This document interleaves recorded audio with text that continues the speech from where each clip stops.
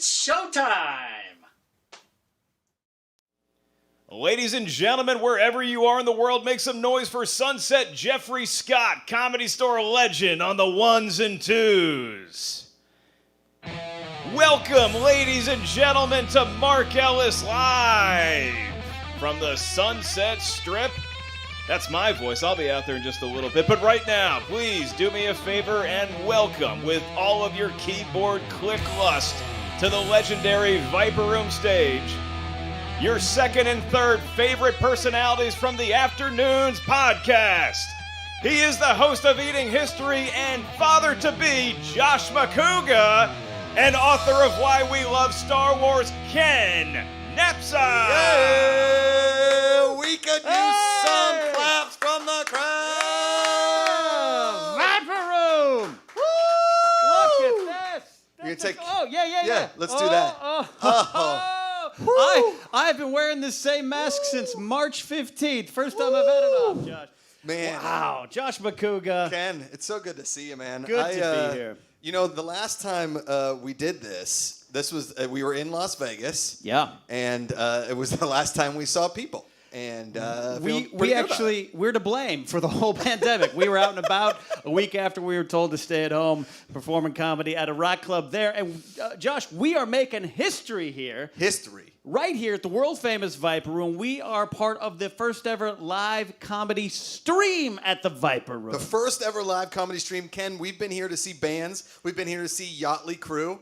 I once saw Saved by the 90s here. I've been roofied here. I accidentally did that to myself. And then I was here, man. I've been here. I think I was here. Now I'm actually here. And this is my first time here because my mom told me if I show up here, God would judge me. So happy to be here tonight for everything.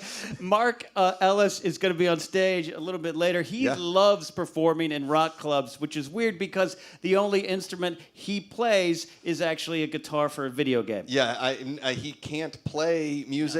I've never seen him do karaoke. I think I saw him hum a Christmas carol one time, but that was pretty much it. And I will say, Ken, the last time we actually hosted a comedy special, if you will, for Mark, we were at a rock club in Chicago.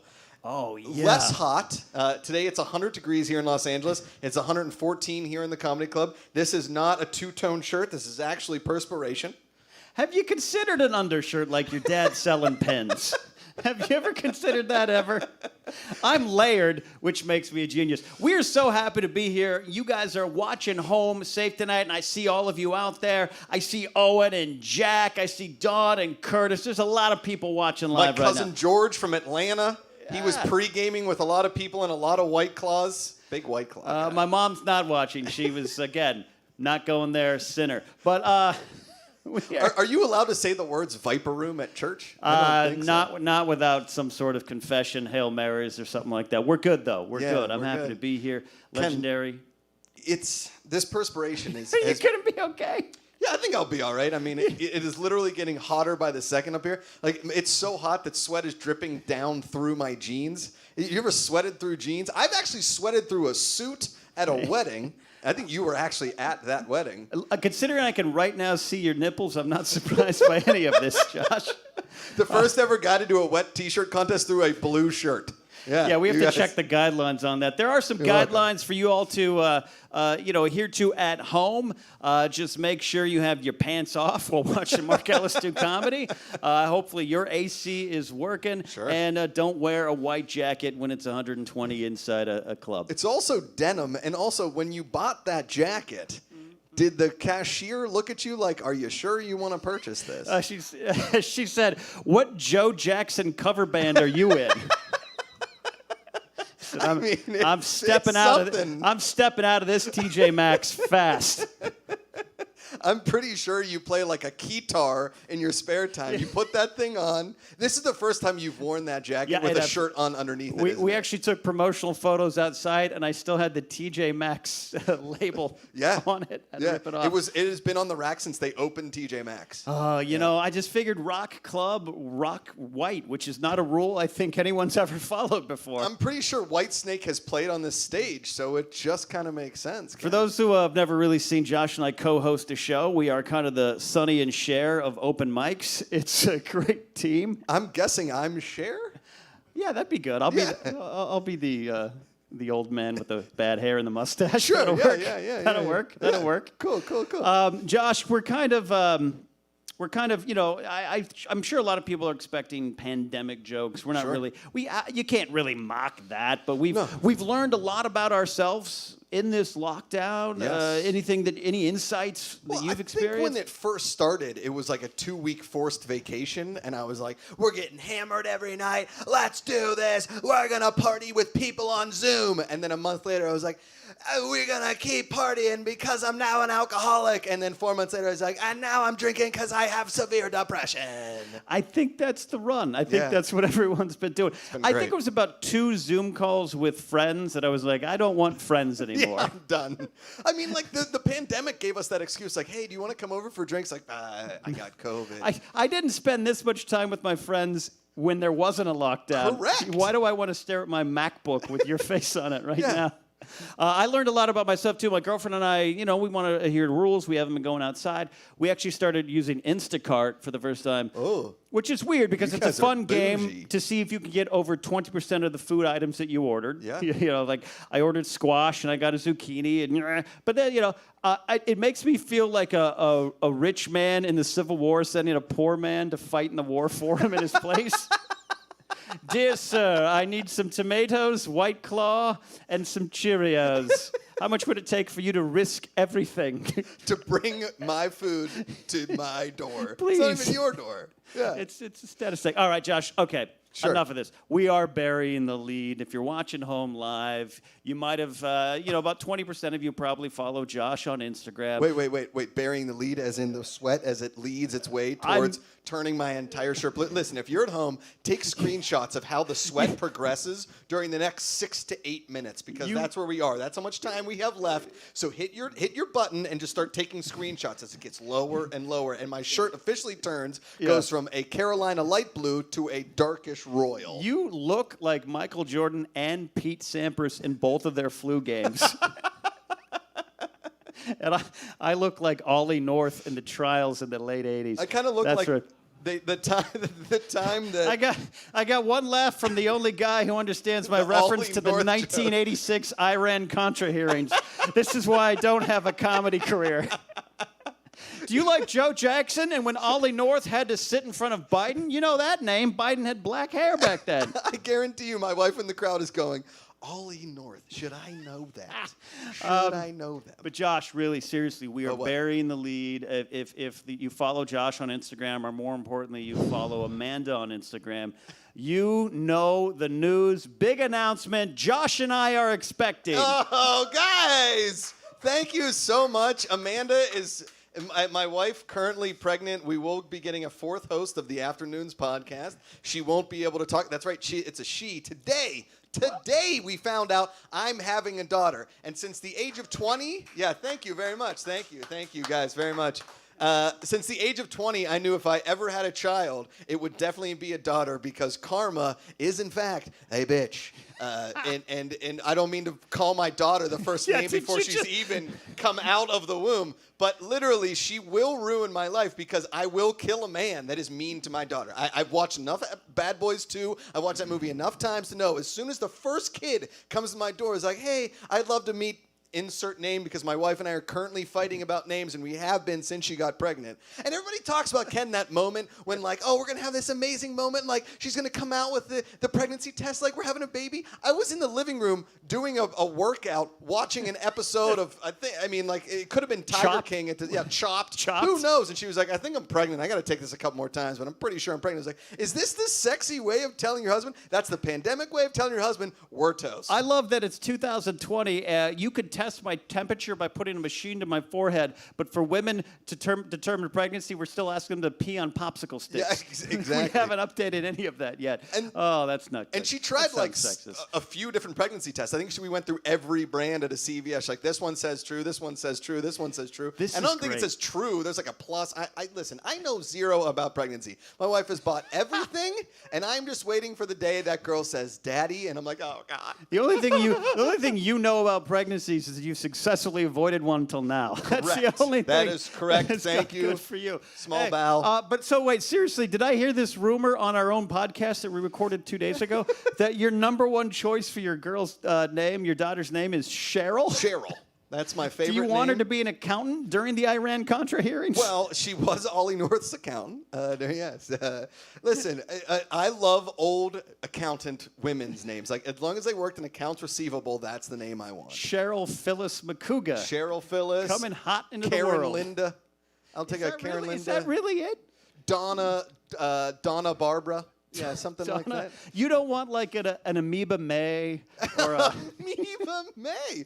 Drum set Magoo. Like, there's every child, like Sunshine Doolittle or something. Street Lights People. Oh, that was that was just going Journey. You guys saw it. You literally you're just naming Journey. Yeah, but you're such a Journey fan. You're such a yacht rock fan. I would expect your daughter's name to be like Christopher Cross Frampton. I don't know. But it could have been like George Benson Cheryl. Macuga. How Hall Oates Macuga. Amanda's in the crowd. I'm not going to ask her. How well's the Cheryl going over with her? She's not a fan of Cheryl.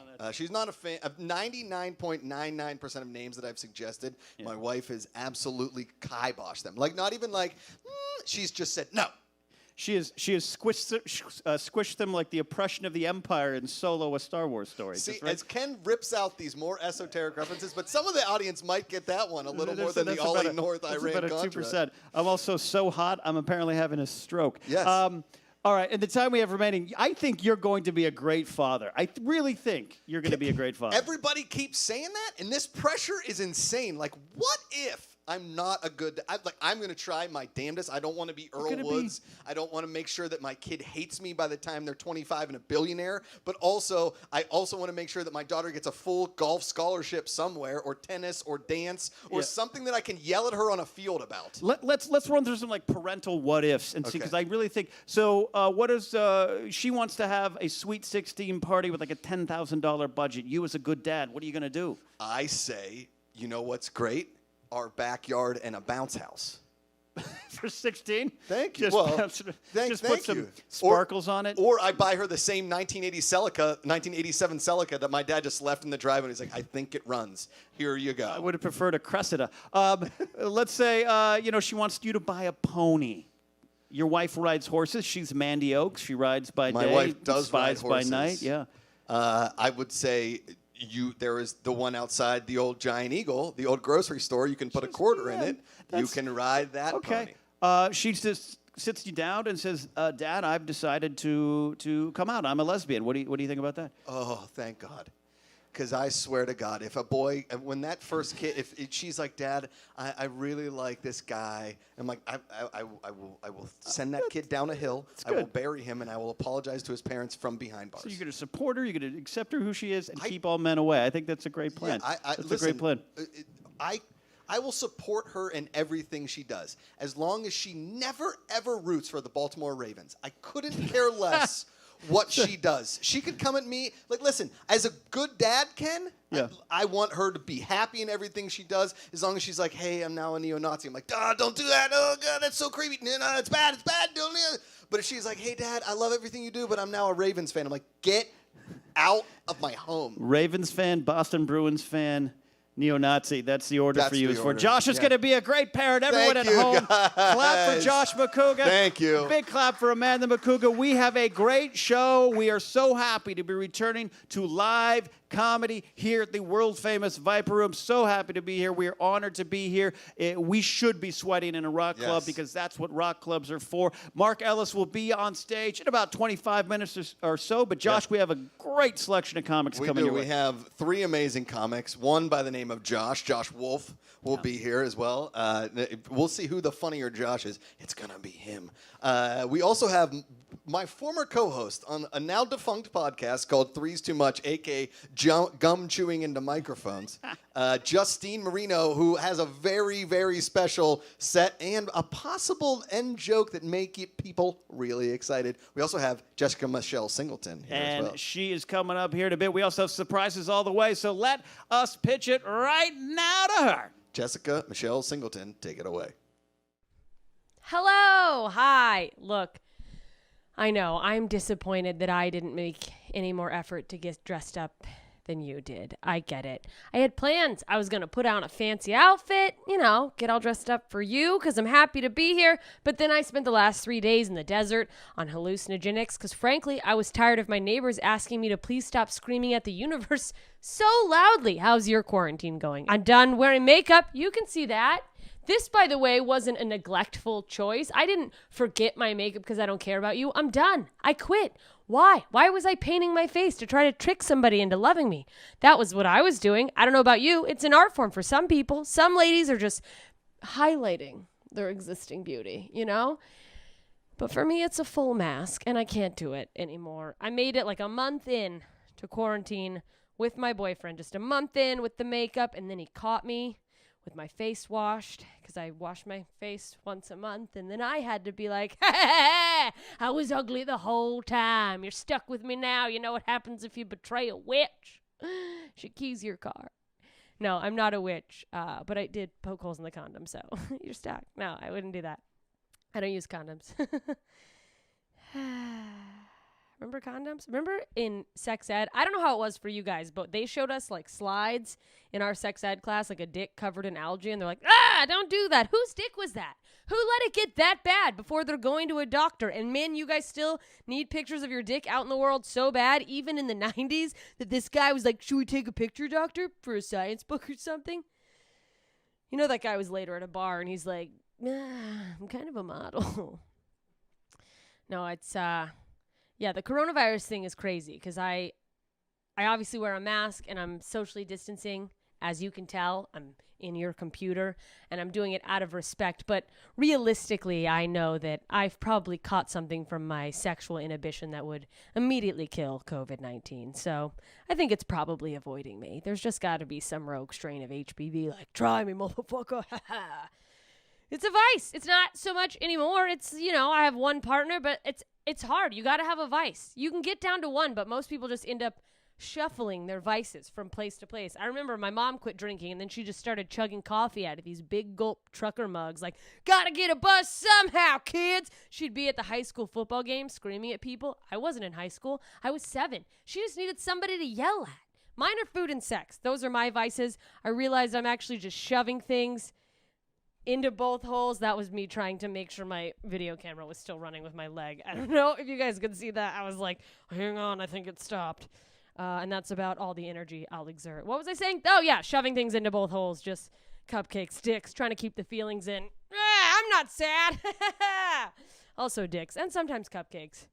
Fuck it, I'm going to get a yeast infection anyway. With the amount of times I'm going to the desert this summer and just doing a bunch of fungus drugs. Fungus drugs? What the fuck is wrong with me? So much. Oh, God, it hurts. It hurts so bad. I'm also, by the way, the condom thing. I know, you're like, but I'm also infertile, so that's fine. And I know some people seize up when I say that. If you're watching this, don't feel bad for me. I've never had that confirmed by a doctor, but the amount of men who have carelessly just blown a load up there. Never a pregnancy scare? It doesn't make sense mathematically. Where does it go?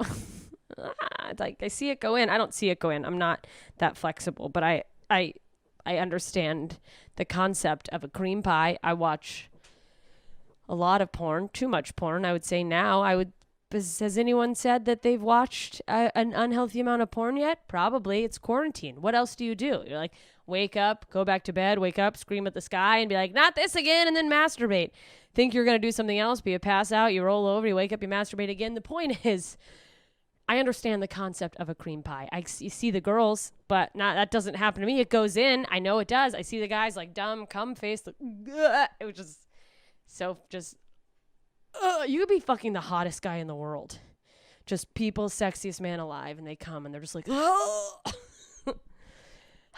But it doesn't come out. It's like it goes in, it never comes out. I don't know where it is. My pussy's like Hotel California. On a dark desert highway. This would be fun if there were a crowd to be like, come on, you guys. Sing along. Cool wind in my hair. One smell of... Do you know what that word is next? Nobody does. Colitis. What the fuck is a colitis? Did they mispronounce colitis? Were they driving and someone had shit their pants? And they're like, one smell of colitis. Because that's how they thought You pronounced colitis. This wasn't part of my set. I've gone off the deep end. I'm off the deep end. Who else is depressed? Give it up if you're depressed, huh? That's what my mom says. Give it up. I am depressed, but don't feel bad for me. Feel bad for my friends. What a burden for them, huh? Ugh. You ever have a depressed friend? It's like, my God. We're all learning in quarantine, huh? That's been a fun thing. As a chronically depressed friend, all of my friends newly discovering depression coming to me and going, wow, I don't know how you deal with this. I've never been so sad. And I have to go, oh, you've never been so sad? I was this sad the whole time. Remember when you were like, I'll call you back and you didn't?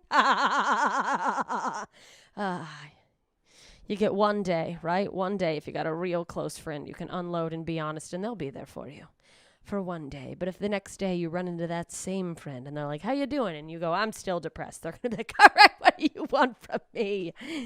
Could you not talk about your depression so much? It's really bumming me out. Oh, my depression bums you out. That's crazy. You know what bums me out? Everything. I'm depressed. People will say things if they think you're depressed, right? They're like, call me anytime, not a close friend, because then you might actually call, and it's like, oh my God, let me live. But a man who works 5 offices down from you that you've never spoken to will send you a Facebook message and be like, I'm always here for you. You can call me at any hour. You can't do that. You can't call Bob from accounting at 3 a.m. on a Tuesday. I mean, you can, but he's not going to answer. And if your job ever comes back, he sure as fuck is reporting you to HR. Also, what do you do if he does answer? Hi, Bob. I know it's late. Sorry. How are the kids? Oh, me. It's a funny story, Bob. I thinking about killing myself. You can't say that. Everyone's tense. I'll wrap up here. For once, am I right? Condom. I hardly know him. No, but you can't say that because you say the word suicide and everyone clenches up. Everyone at their computers right now is like, oh my God, it's a cry for help, which is ridiculous because if you help me, that's homicide. I'll finish here. Since I made jokes about depression, just a quick PSA. If you are struggling with your mental health right now, you can see a licensed therapist anywhere in the United States, 100% free. You don't need insurance. You don't need an appointment. You just have to call up any therapist, and then you just go, help, and someone will help you. Like, oh my God, we got an hour. What's going on? I'm a white woman. We treat them like they're auto mechanics for our emotions. We're like, do you have a pill? Can you make me happy? I went to group therapy. Don't try that. My God. It's like the Kentucky Derby of who had it the worst, you know? Everyone comes in, or God forbid, in a Zoom, the therapist just comes in, and it's just like, and they're off. Coming out first is a gay man with Republican parents, guy born with no legs, setting the pace. Young black male in America is coming around from the outside, touched by an uncle's coming in from the inside. And is it even considered being molested if the relative is hot, or is it just like, ooh, this is naughty, you know? It's like, yeah, he's my cousin, but he looks like David Beckham, and he's a doctor. I'm not going to get a guy that good. Let me have this. I didn't fuck my cousin. I tried at Thanksgiving, but he didn't go for it. But then it's just like, and the winner is Pfizer. I don't know. The real winner is the therapist who's like, well, I don't know if you're mentally ill, but why don't you come back twice a week for the rest of your life? I want to get a yacht. I don't even think I'm actually depressed. I think I'm bipolar because I have like really low lows, but then just super high lows. All right, I've been Jessica Michelle Singleton. Thank you so much. Enjoy Mark Ellis. What's going on, Mark? Hey, man, thanks for inviting me down to do your show. This is happening live right now, so pay no attention to the daylight you see. It's nighttime, everybody. I just have lights all over, you know. Total daytime. Whoa, look at that. Oh, at this angle, my arm looks like the arm of like an 8-year-old. Look at that. I mean, minus the hair. That tan. Look at that farmer's tan. Sorry, everybody. I haven't really, during COVID, I don't really look at myself in the mirror because what the fuck? Nobody else sees me either, you know what I mean? So this is all new to me. I'm looking at myself, I'm like, what? Oh, and I'm trying to bring back sweatbands. Is this supposed to be a comedy set? Because I don't have any of that. I'm just happy to be here and, to have something to do. I almost put pants on for this. But I decided I would maybe sing a couple songs that I've been working on, and I just wanted to also let you know, like I am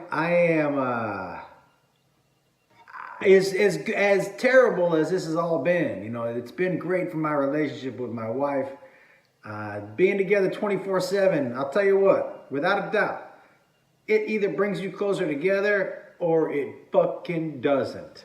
Not sure there's much of an in-between. Nobody's like, oh, I'm still trying to figure out. Nope. I feel bad for the people in new relationships who had never pooped in front of each other before, and now you gotta, like, you're like, man, I can't run to 7-Eleven to take a shit those first 4 months. I gotta stay here. I can't pretend like I'm going out to get donuts. You know what I mean? So look at that tan. Wowzers! Holy shnikey! That is quite a tan. What is that? Quite a tan line going.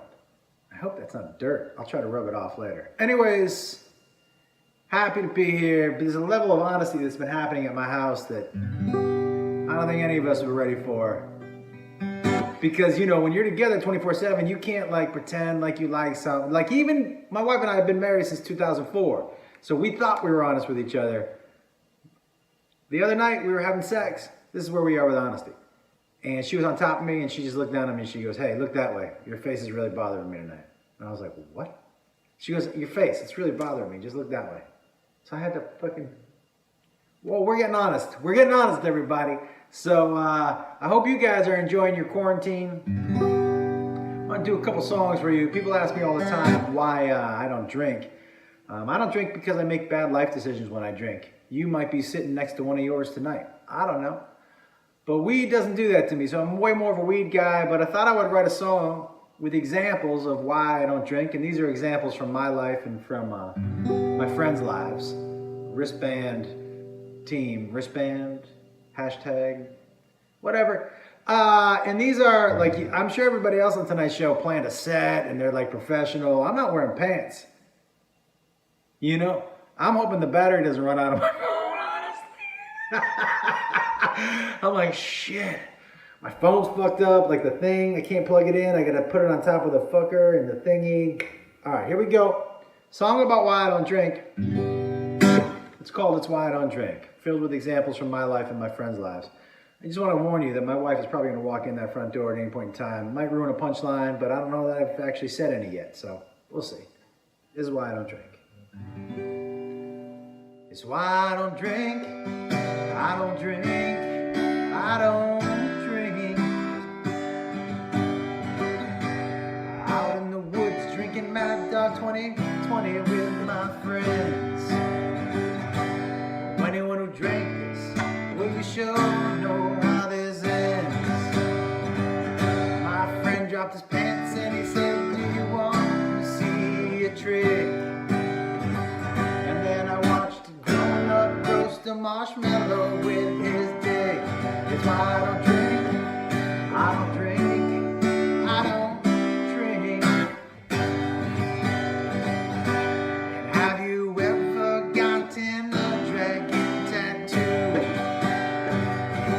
And have you ever woke up with a mystery bruise? Have you ever accidentally pooped? Have you ever eaten chicken nuggets out of your shoes? It's why I don't drink, I don't drink, I don't drink. But every now and then a tequila feels so right. I sit at the bar and I drink 'em down all night. It's also the only time I try anal with my wife.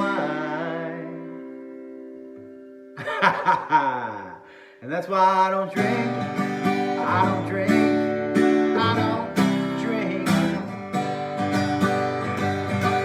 Jack Daniels makes me wanna start a fight.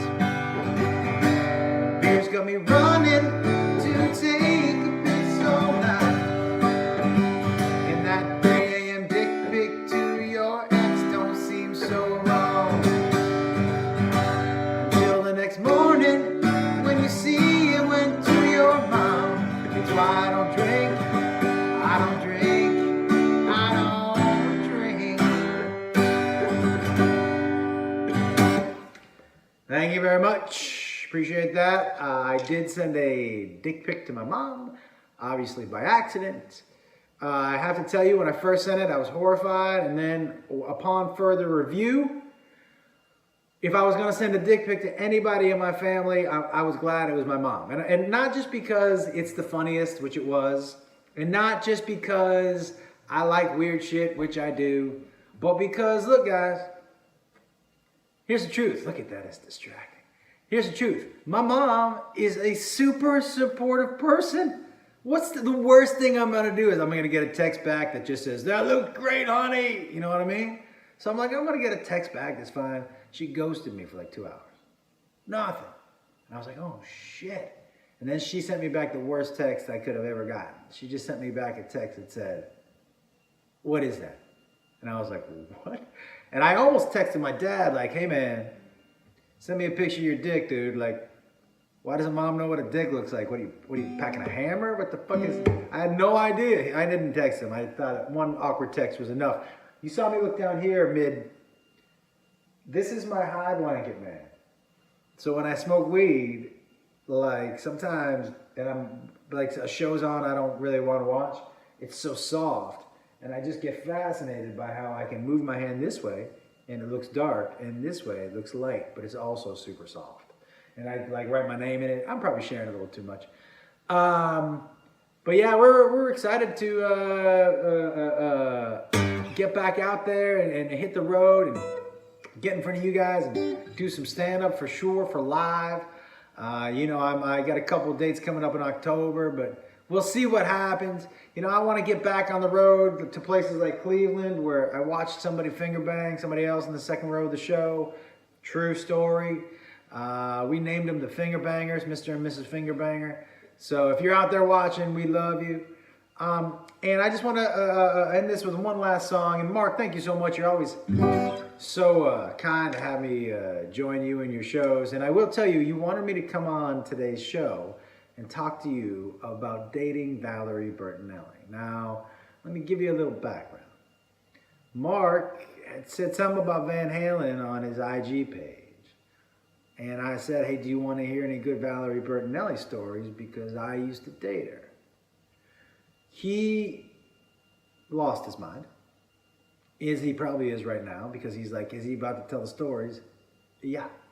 And here you go, everybody. So here's the truth. I was just fucking with Mark.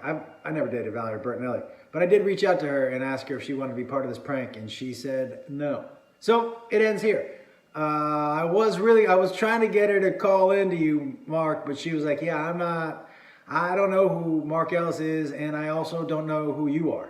So she didn't say eat dicks, but I read between the lines. So the joke ends here, man, but man, I really was, I got one of our friends, and I'm not going to tell you who. I have one of my friends convinced that I sent them Brad Pitt's phone number because they're obsessed with Brad Pitt. I'm like, look, as long as you don't say where you get the number, I'm going to send it to you. And they were like, what? You know Brad? I'm like, just don't ask. If you want to send a text, you want to make a phone call, and you want to hear his voice, and you have to be creepy or whatever, you'll get blocked right after. But, you know, go ahead.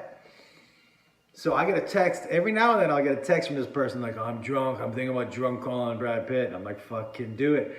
But they tell me all the time, I just feel different having Brad Pitt's phone number in my contacts. Like I'm important. And I feel like telling them, hey, that's not Brad Pitt. That's my cousin's number. But you can call him. Like I have so many of those little things out here. Like, I love practical jokes, so I have so many of those little things out there that I just do every day to entertain me. I'm supposed to be doing comedy, right? Sorry. Okay, here we go. One last song.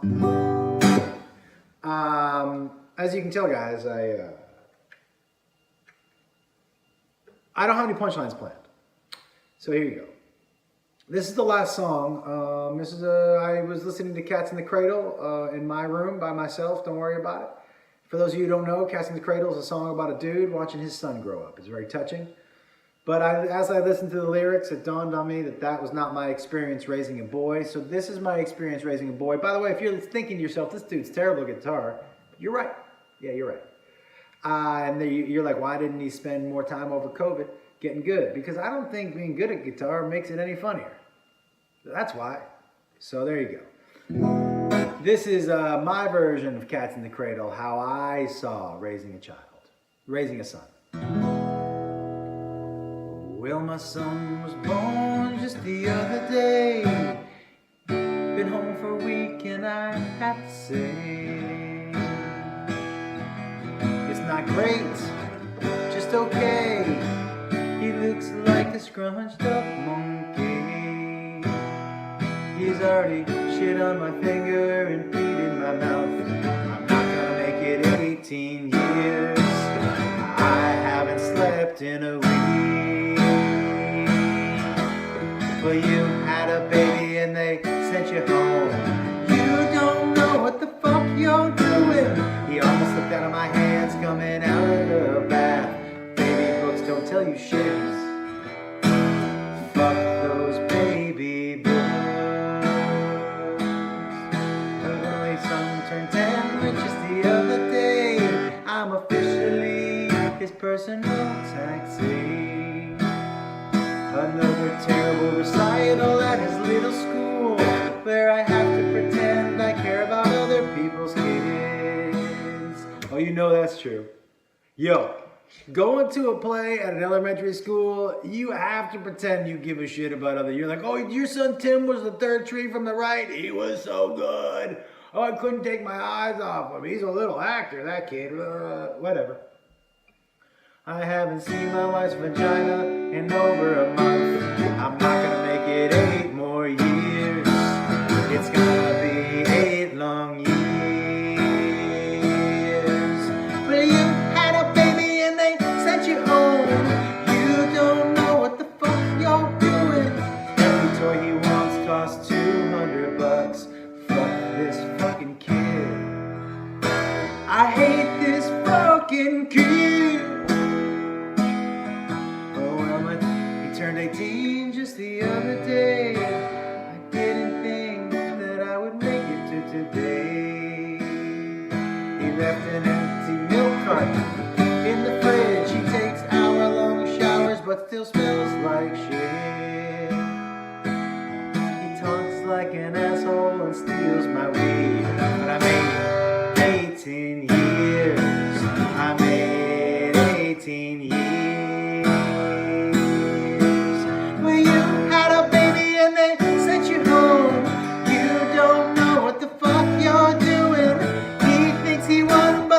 Joke's on him. He's gonna wipe my ass soon. He's gonna wipe my ass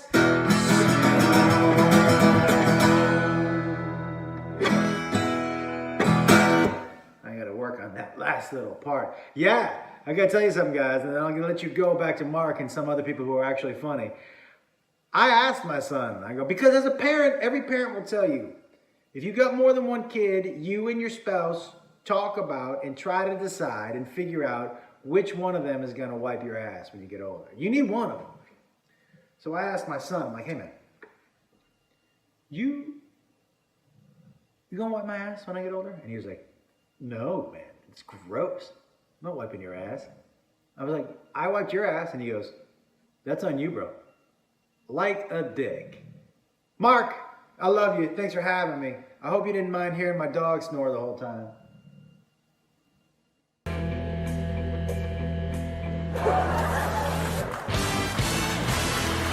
Keep it going for Josh Wolf, you guys. I love him. And of course, please give it up for Mark Ellis, our amazing headliner tonight.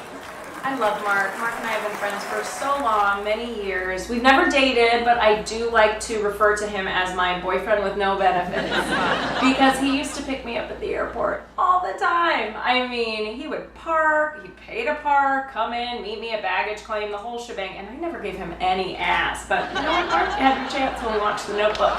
That's on you. Now, I also wanted to bring up the fact that Mark and I did used to have a podcast together with Josh Macuga.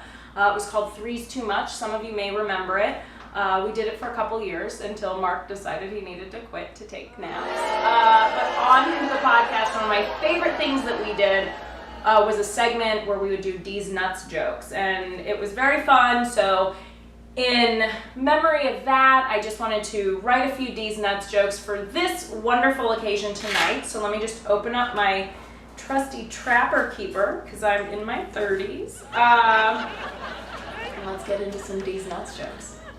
Now, first off, I do want to thank Mark Ellis for having me on this show to do a little D's Nuts.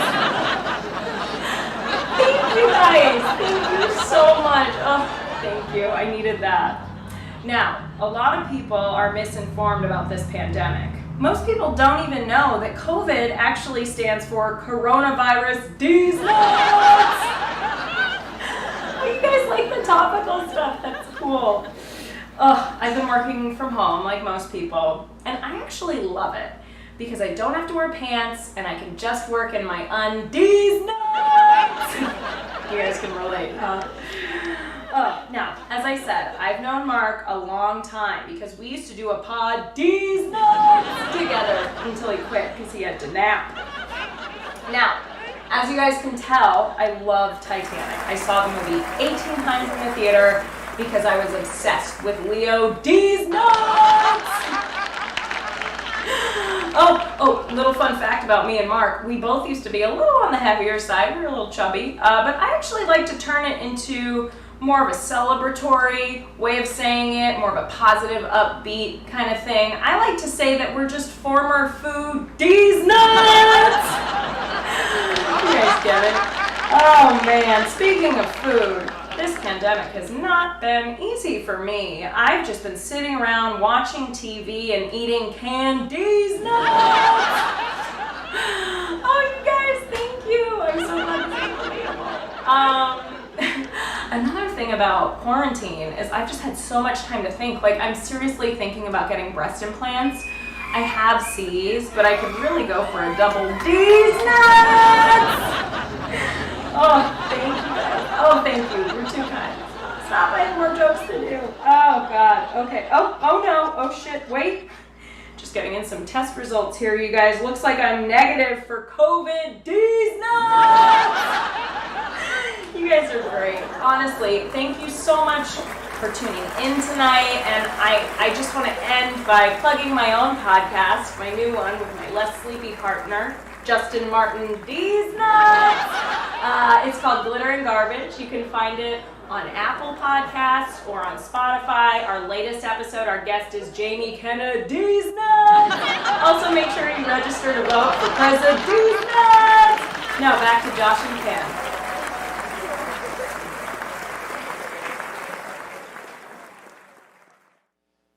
All right, that was some great stuff. Awesome. Justine Marino dropping the D's Nuts of the century there, Josh. You know, Three's Too Much was a podcast that was long-lived and shortly loved. Does that make sense to you? Yeah. Hey, in my hand is not a sweat rag. It is this Mark Ellis logo T-shirt. Whoa. You got the hat.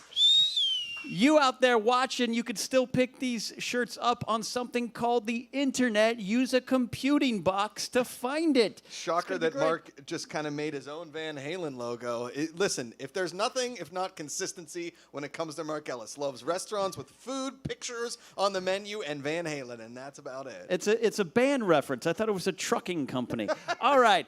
Without further ado, your main event for the evening. He is the man that brought you the comedy special Dog Stepfather. Some of you know him for his wonderful work on Instagram as a box jumper. And lover of dogs, and apparently doing pull-ups where you can just see into the crotch of his shorts. He is the guy who determined we are just friends enough of his to be on the billboard as and friends. Boom. Please welcome your headliner for the evening, the one and only Mark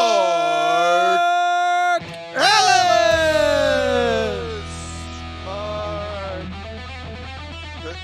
Mark. I believe there's a lot of virtual hug, virtual clapping. Ladies and gentlemen, how about it for Josh and Ken? Let them hear it out there wherever you are in the world. I look at Ken Napzok's jacket and I say Labor Day cannot get here fast enough. Josh and Ken. And I was told right when we got to the Viper Room that this is true. I had no idea that we were making actual history here tonight. As Josh and Ken, your host, told you, this is the first live stream comedy event in the history of the Viper Room. And nobody showed up. Literally nobody's here. It's a couple opening acts, it's a couple tech crew, and me, and we decided to do it on the hottest day of the year. Yes, that's why I have my Lucky John Thompson memorial towel here. I'm sweating like Terry Crews's publicist. I am so hot, I am sweating like Josh Macuga during a gender reveal party. Here's how hot I am. If you want to know out there how hot am I have a wet ass pussy. That's how hot I am right now. But I could not be more thrilled to be entertaining y'all virtually so. It has been, I can't believe I'm saying this, it has been 172 days since I've been telling jokes on a stage. 172.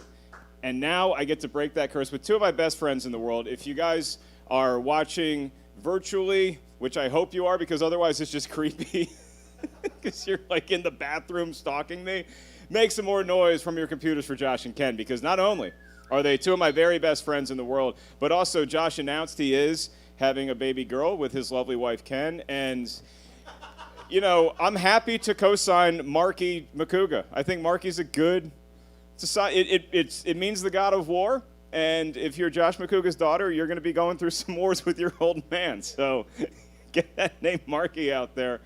And we didn't shake hands or anything. The only reason why I didn't wear a mask on stage is because I'm the headliner, so I make them wear the masks so I can breathe easy.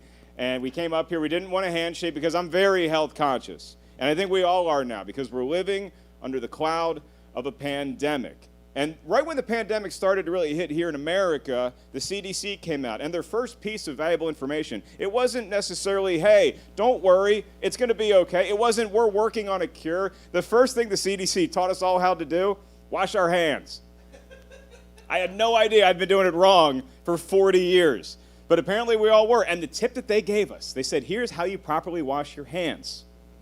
You get your hands in there, you get the soap on there, and you time it out to where if you sing happy birthday twice, that is the proper amount of time needed to wash your hands. Sing happy birthday twice.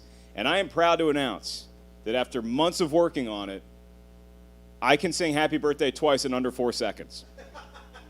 I care about my health. I get competitive with my sanitization. I can get in there. Sometimes I'm finished singing happy birthday twice before the soap even hits the water. That's how good I am. Happy birthday to you, happy birthday to you, happy birthday, dear Frank, happy birthday to you. that was about 2 seconds. And I threw the name Frank. It's my buddy Frank's birthday today. It's my cousin Matt's birthday today. And it's my day where I get to feel what it feels like to be on an empty stage. Because as comics, sure, we love going on stage to thunderous applause and standing ovations. You get used to that. So loud that you can't even hear yourself think. But now I'm comfortable because I got introduced today and there was no standing ovation. There was no thunderous applause. And I can hear every goddamn thought in my head. I can hear all the different voices. Most of them are not pleasant. Most of them are demonic in nature. And then I have whoever's in my head that controls my armpits. Like, we can't shut it off. You ever see a grown man sweat through a black shirt? You're going to tonight. But that's not what makes me nervous. I really don't get freaked out by doing stand-up because this is how Josh and Justine and Jessica Michelle, three of my best friends in comedy in the world, this is how we all started out. We didn't start out doing sold-out arenas or sold-out theaters or sold-out comedy clubs. Some of us still can't sell out comedy clubs. We start out doing empty rooms where you get heckled by the Frappuccino machine, or you're doing big wangs on a Tuesday when a white supremacist tries to stab you. This is piece of cake for me, and if you want to know what's really sad, it's not that I'm on stage by myself. It's not that I'm here in a legendary venue all alone. What's really sad, I'm still selling CDs after the show. I will still be peddling my wares from 10 years ago right out on Sunset. Maybe I bump into a drifter who won a lottery ticket. No. Hey, can somebody tell me this? Why is Taco Bell acting like their menu has a salary cap? Why are we cutting stuff? We can't have a Mexican pizza and a gordita. That's impossible. At this rate, by 2025, Taco Bell, you got to pull up and you're just going to get sour cream and cinnamon twist. That's all they have left. Taco Bell is really tightening their belt. Meanwhile, McDonald's going full out. McDonald's is literally intimidating you into eating their products. Why? Because who did they hire to do the voiceover for their commercials? They hired Brian Cox, who plays the dad on the HBO hit show Succession. When you hear that voice, you obey its command. He comes on there. He's not a sweet old dad. God damn it, Robin, eat the cheeseburger. God damn it, eat the fries with tangy ranch. Ba-da-ba-ba-ba. None of that stuff makes me nervous. It really doesn't. Performing like this does not make me... The one thing that does freak me out a little bit is the technology of it all. Because I know I'm going to do a lot of time on this stage tonight. Y'all might see 7 minutes of it. I'm a little worried about the stream. And where the stream goes, I don't really care at this point. I know that there's going to be a few people that steal it and they send it to their buddies, and that's okay with me. The thing I have with that is if you're going to steal the link and send it to somebody who didn't pay for it tonight, just don't call it piracy. You're not a pirate. You're belittling the legacy of pirates. Unless you texted your friend the link and then said unironically out loud, "Shiver me timbers!" You're not a pirate of the high seas. Unless you cut and pasted this and then emailed it to someone, all while using a hook hand, you're not a pirate. I actually hope this gets out to places I've never been before. I could get some new fans that way. I hope this is my very first appearance on the dark web. I hope people send this to the dark web. And I really hope nobody knows me there yet.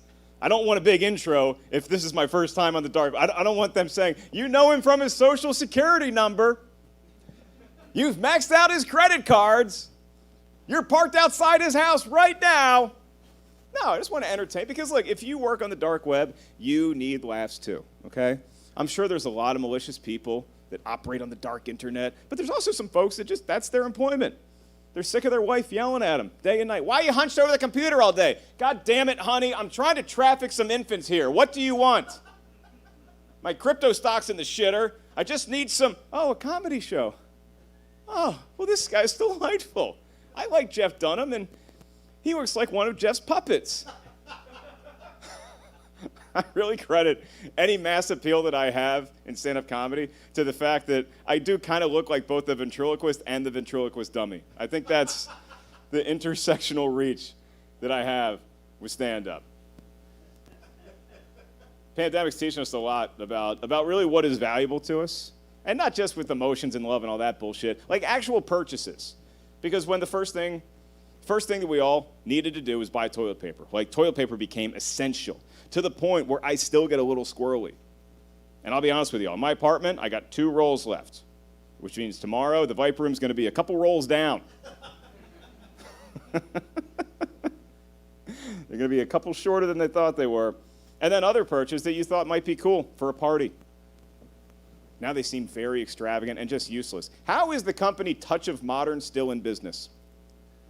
Anybody want to tell me? If you don't know what Touch of Modern is, it's this like modern age. You can order all this dumb shit you don't need from the internet. Their prime item, their top seller over at Touch of Modern, the futuristic entertainment site, is they have a coffee table that is also a refrigerator.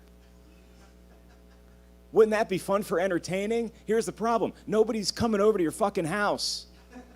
Now you're just a loser who can't walk 10 feet to the fridge, sitting by yourself, pulling out another bottle of whiskey from your fridge. There's just certain things that we do not need, and we've realized that. Touch of Modern is kind of like the new futuristic version of that store in the mall, Brookstone. God, just remember the mall. Everybody remember the mall for a little bit? The mall was just the best. You got so excited to go to the mall. When we were kids, we could not wait to go to Patrick Henry Mall. Grew up in Williamsburg, Virginia. We didn't have a mall. We had a blacksmith shop.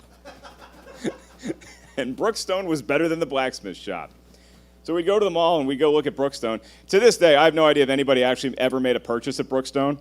But you'd go in, you look at all the cool new modern stuff. You'd sit in the massage chair, get your feet in that wet massager. But Brookstone wasn't my store, no. What was your store at the mall? Walden Books, that was a good one to go peruse. There were really two stores in the mall that told you your future. One was Brookstone, and the future is you can't afford any of this shit. And the other store was Spencer's Gifts. Spencer's Gifts, they had the lava lamp, and Spencer's would tell you your future. And your future was if you spend too much time at Spencer's, congratulations, you're going to work at Hot Topic. Congrats on your future. I realize I'm sweating buckets up here, and I hope everybody's cool with it, because it ain't changing anytime soon. We do have some AC in here. I do have my towel, so I can just dampen my forehead a little bit. But, you know, I almost hired a makeup artist for this. That is true. I almost hired a makeup artist for this. Can you fucking imagine if I get here, hey, is the AC coming on? It's just dripping all over my black shirt. And this is the classic pattern that I sweat in right here, because you get the under the arm right here, and then you get a little under the boob, and then you get this down here, the belly button. This was the first time I realized that this is my sweat pattern, 6th grade dance. 6th grade dance. And I thought I was going to be so cool, because again, this is Williamsburg, Virginia. And that week, my mom said she'd buy me whatever shirt I wanted to wear to go to my very first dance. And you're damn right, we went to Patrick Henry Mall, breezed by Brookstone, right to Spencer's Gifts, and Spencer's Gifts was selling hypercolor shirts. Hypercolor. That's the shirt where the gag was, as the room gets hot, the shirt changes color. Yeah, not good if you're a fat kid that sweats like it's day 3 of detox. I was the only kid walking around that dance with a bright blue shirt and bright purple armpit stains. Like, hey, whoopsie. Again, I had here. I looked like a psychedelic Mickey Mouse was on my shirt. And that's the most nervous I've ever been, I think, was my very first dance. Stand-up has never freaked me out. And I've been in some weird situations. I did stand-up on a bus one time, full of cops. That's not fun. I did stand-up at a kid's birthday party, and I was probably sweatier than I am now. It's right down the road at Jiyukaku, Korean barbecue place. I did stand-up because I said yes to entertain a bunch of 13-year-olds. And when you're 13, it's that age where you're not going to laugh out loud at a comic that's at a restaurant entertaining you. Yeah, I was at the restaurant. It wasn't like some sequestered off room. It was just in the middle of a restaurant. Imagine if you were dining, and then all of a sudden, the big table in the middle hires a comedian to just walk around and yell jokes. That's what I was doing. And it was not going well. It was going so bad, as a matter of fact, I'll never forget this. This is the true story. One of the kids raised his hand. He raised his hand, and I thought he was being nice. I thought he was going to ask me a question. Maybe I could play off it a little bit. He only raised his hand so he could get the attention of the entire table. So he raises his hand, and I said, yeah, hey, what's up, son? You want to talk about something? And he says, are you in Al-Qaeda because you're bombing? Yeah. And I wish I got that much reaction from the table, because everybody went silent. And so did I. And then I walked up to his dad, and I was like, I'll just take the $100. Thank you. And I will be on my way. Yeah, the arcade was the best part of going to the mall. That was my favorite part. Because the arcade, back in my day, was the golden age of the arcade. You had 2 games that always competed against each other. The 2 games my brother and I would argue about what's the better game. Street Fighter 2, Turbo, Hyper Fighting, versus Mortal Kombat. And y'all let me know in the chat which one you think is better. I always go with Mortal Kombat. Here's why. Street Fighter was great. Street Fighter was awesome. You had diversity. You had fighters from all over the world. You had a guy who was a green hulking monster from Brazil, and that wasn't even his power. His power was he could summon electricity. Imagine getting in the ring against the Incredible Hulk and then being like, oh, this fucker plugs in too? But it wasn't as good as Mortal Kombat for one simple reason. Because Mortal Kombat had blood. Yeah, it had a lot of blood. It wasn't even that fun to play, but you're Liu Kang, you get up there and you just start boom, boom, boom, boom, boom, boom, boom, blood gushing out. We had to hire our friends to be lookout. Because if our mom caught us playing Mortal Kombat, you're grounded. So you got to have a whole crew watching out to make sure you can see this blood. Because that's little kids. And now those little kids are adults, which is why true crime podcasts are the most popular shit on earth. Because we as a society, we can't be entertained by fictional death anymore. No, we need to know that actual carnage went down. We need to know that real people suffered for our entertainment. And I got news for you. If you're a fan of a podcast about serial killers, you're probably a fan of the serial killer. The Venn diagram overlaps tremendously. Don't give me this you root for the victim shit. You don't know what the victims' names are. You know Annie from down the street died, but man, what a cool name, the Boston Strangler. I like them, though. I can get into them. The ones I tried to listen to a ghost podcast, those aren't as good. And I'm here in the Viper Room, which is rumored to be haunted. My home comedy club, right down the street, the Comedy Store, rumored to be haunted. Never heard a good haunting podcast. Every haunting podcast I listen to, it's an hour of, and then I got a little cold for a second. I saw an orb. What are you, a fucking wizard? Which proves to me one of two things. One is that either ghosts don't exist, or two, 99.9% of ghosts are way too smart to get caught. So if you have a ghost haunting you, do not fret, because that is one of the dumbest ghosts in the history of ghosting. It's not a good ghost haunting you. They don't have the good tricks. You're being haunted by the Rudy of ghosts. Because as we all know, Rudiger, is the shittiest Division I athlete that ever lived. We know that about Rudy. You can look at that story two ways, and I love the movie Rudy. It's one of my favorite sports movies of all time. But Rudy either had a lot of heart and made it all the way on the Notre Dame football team, or the prestigious Notre Dame hallowed ground allowed a hobbit to come play football for a day. What's this short kid doing in the weight room? It is fun being up here and just telling jokes again. And I know a lot of people are watching from different methods. A lot of y'all actually heard that a few gaggles of fans are getting together and watching on Zoom, which is awesome. So they can hear how the jokes may not be landing with their friends. But I'm not intimidated by that. It's actually the opposite, because I encourage more people to get in groups and watch this on Zoom, as opposed to when I'm actually performing at a comedy club with real people. I don't like large groups in person, okay? Comedy club, I want 2, 3. 3 is the ideal number at a table. 3 is the ideal number, because you know 2 are a couple and 1 is the third wheel, and you can make fun of that person all night long. That's the ideal. 4, okay, I can do 4. 6 in a party, we're starting to get a little squirrely. 10 or more, I'm out. You're celebrating something, and you don't want to pay attention to the comic. Every comedian has a story of way too many people showing up together. I was down the street one time, on stage at the Comedy Store Original Room. A bus of 60 pulls in. The original room holds about 180, 190. 60 people pull in. And if you're wondering, yes, they were senior citizens from Bakersfield. That's where they were from. And if you know anything about Bakersfield, California, you know 2 things. 1, it is famous for their production of crystal meth. And 2, they have a Chili's. Actually, 3 things. You can also get the meth at Chili's. Like, not in the back, it's on the menu. You can just open the, let's get the appetizers with the Southwestern egg rolls, the quesadillas. Ooh, rock candy. And so you have to make the show about them. You have no choice. When you get 60 in a crew, you got to make it about them. Luckily, they were a good team of sports. But this old guy, I'll never forget the way he looked. Like, I've been growing this beard for a few years, trying to will it, minoxidilizing it. And now it's starting to come out. But this guy had a beard. His beard was older than me. And it was like way down here. He looked like if Gandalf the Wizard was a lounge entertainer in Vegas. Like, if Gandalf was there when Dylan plugged in 1966, that's what everybody else freaked out, and Gandalf's like, I see what you're doing. I'm liking where this is going.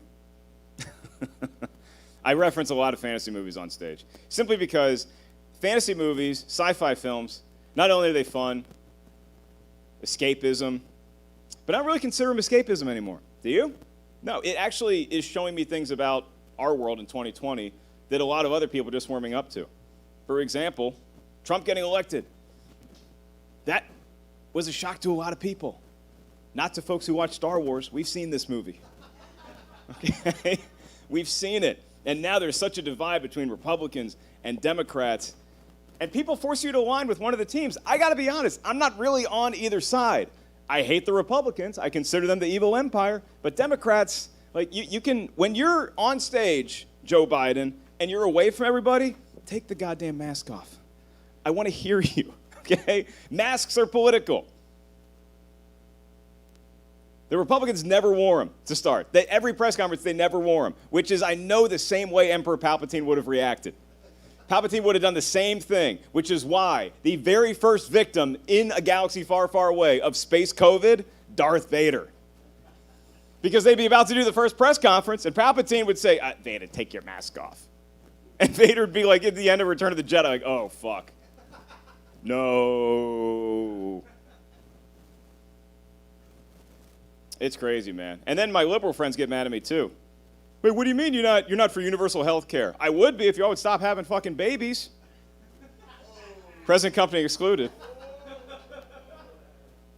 I'm cool with people who earned it having a child. I really am. My friend Kristen, the great Kristen Smith, she's got a great family, you know? I just think having a kid should be a little bit like applying for college. You know? Can you prepare a little bit? Can you show us some evidence that you're going to be a good parent?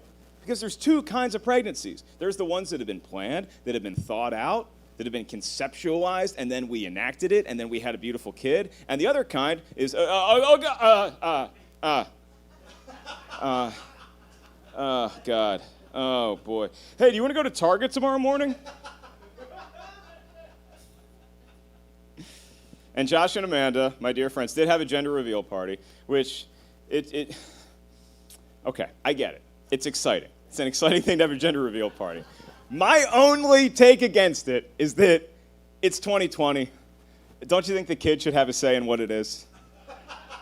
Because when you have a gender reveal party, all you're really saying is, it's a boy for now. And wait to see who he wants to be when he's 15. I mean, the whole kid thing freaks me out. The whole couple thing freaks me out. Because I was in a relationship a couple years ago, and I'm just not that type of person. Some people can get out of a serious relationship, and then the next week they meet somebody, and they're courting all over again. I need time. I need time to marinate. I need time to process. I need a good 9-10 years before I get back into anything. Just how I operate. And then the kid thing's a totally different conversation, because I'm not going to have anything that is going to prevent me from surviving the apocalypse. In every apocalyptic movie, you always have leaders, and you have followers, and you have one family. And we're like, oh, we got to protect them from the zombies first.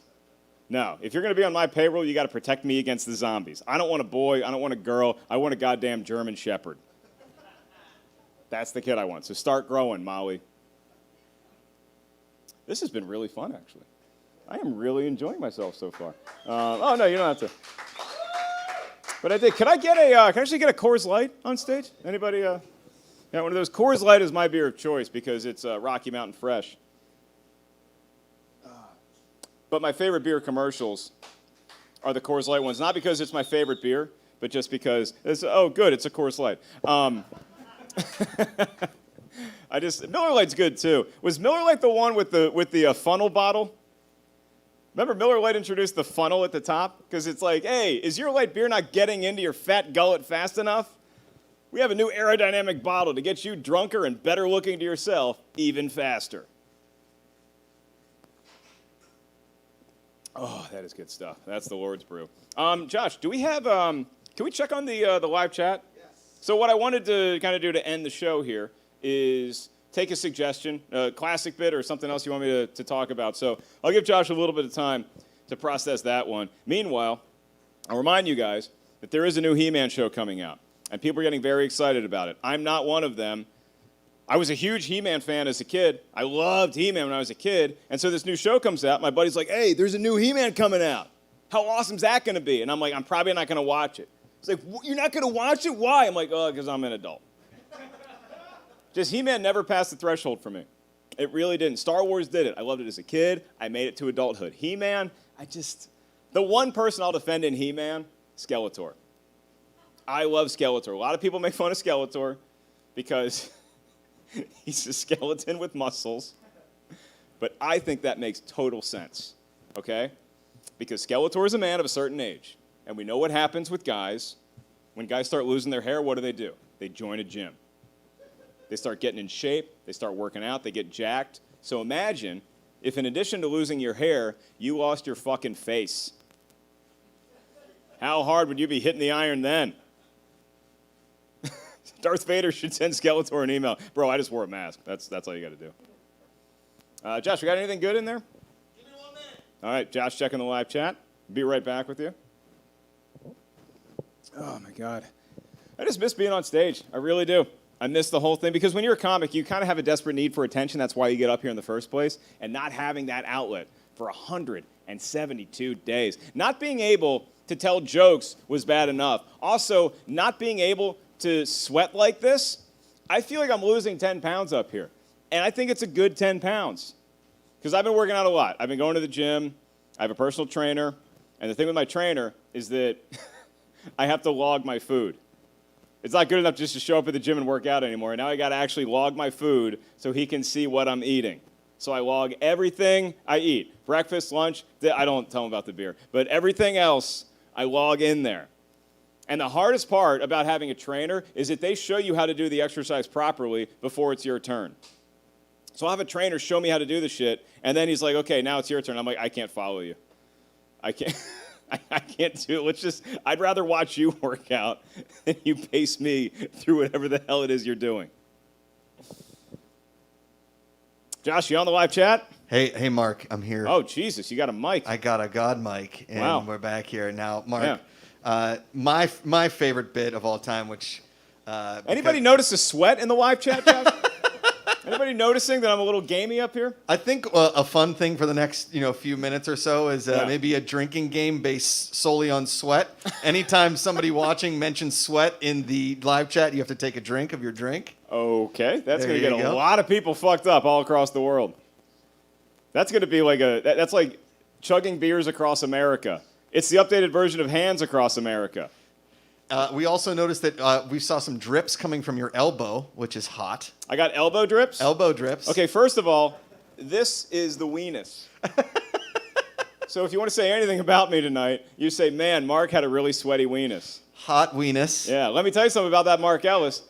Most people would stop at one sweaty weenus. He's got 2 sweaty weenuses. This special will be cataloged and archived all time called Sweaty Weenus. So everybody's super excited live from the Viper Room. Mark, I can't imagine how NBA players do a post-game press conference because they're sweaty and they're just like this right now. And I'm like, oh, God, is my baby powder running? They have to answer questions after just playing an NBA game. I feel like this is my post-game press conference. So I'm sorry to Popovich you there, Josh. Go ahead. Hot, sweaty weenus. Mark, we've got requests for attaboy, sexual peak, or, oh, yeah, that's Boston Star Wars, Mark. You know the Boston Star Wars. Star Wars.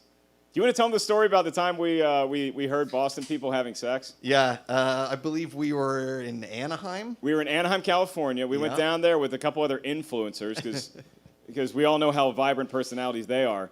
And we get down there and they took us to Disneyland.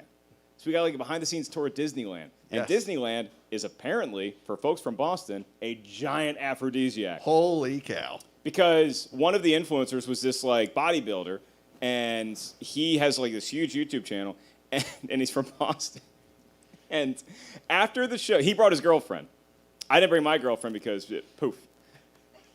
She had her entrance exam to Narnia University the next day.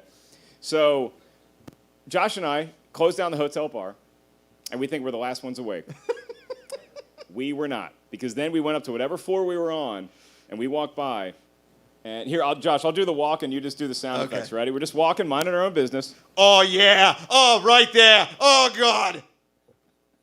Listening to Boston people have sex is an underrated pastime. Oh, fuck yeah. Oh, God. Oh, yeah, it's like getting on the Bronx Expressway. That Bronx is Making in it out of New York. Yeah, oh, Yankees suck. Yankees suck.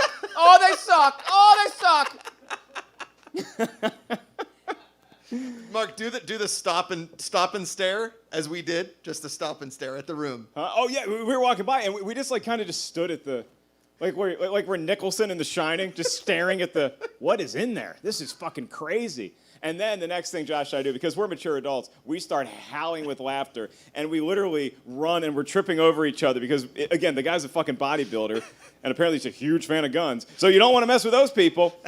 He's got 2 guns on his body and like 9 more in his assault rifle shed. So we just take off running. And I think that we probably didn't do whatever was required of us the next day because we just kept the whole day saying very loudly to anybody that would listen, "Oh, God, yeah. Oh, God, yeah. Oh, fuck." I believe that we ended the night, that next night at a Taco Bell, and when she asked for, "Do you want Doritos Locos Tacos?" we said, "Oh, fuck yeah. Oh, yeah. Oh, God, yeah. Oh, the curse. Oh, the Bambino. Oh, Yorkie. That was fun. That was a good bit. Yeah, That was a good bit. we got it." All right, well, I would like to wrap up with a quick story, if I may. Quick story. This is a story about the time when I did have a girlfriend. Old Mark Ellis did have a girlfriend. This is during the election year, 2016, and this is during the debates. And it was either the second or third debate, whatever the town hall style debate is. It was hosted by CNN and Anderson Cooper. Maybe you'll remember that, but maybe I can jog your memory with the name of a celebrity who was an overnight sensation and had his 15 minutes, a young man by the name of Ken Bone. Ken Bone. And since you're home watching this, open another browser window, look up Ken Bone if you can't remember him. He asked the last question of the night, and the way that Anderson Cooper set him up was just funny because he had all the names of people who he was going to call on, and he said, "And now Ken Bone has a question." And it's just a funny name, first of all. So he says Ken Bone has a name, and I start laughing. I was like, "Oh, fuck yeah." And then they show Ken Bone, and the guy, God love him, he's a little bigger. He had like a Cosby, that Cosby sweater. And he had a mustache and he looked like a character in that board game, Guess Who? And he asked the question. I don't remember the question. I don't even remember if he was asking it to Trump or to Hillary, whoever he was asking the question to. And so then the night goes on, and everybody on Twitter starts talking about, "Oh, Ken Bone. He's a celebrity now. Oh, this Ken Bone guy, he's funny. Ken Bone has a question." And so then cut to later that night, I'm in bed with my significant other, dog in the corner. And whenever the dog's in the corner and turned around, I know, okay, I got a shot. I got a shot. If Molly's looking in the other direction, that means the gates are open. So I go in for the cuddle. You know that cuddle that guys do. It's not a typically aggressive cuddle, but it's like, "Hey, I'm still awake." And her response was, "Babe, I'm sorry, I got a long day tomorrow." To which I should have replied, "No sweat, sweetie," kissed her on the neck, and rolled over and gone to bed. But instead, inspired from the day's events, she said, "I'm sorry, sweetie, I have a long day tomorrow." And I whispered in her ear, "Ken Bone has a question." And we're not dating anymore.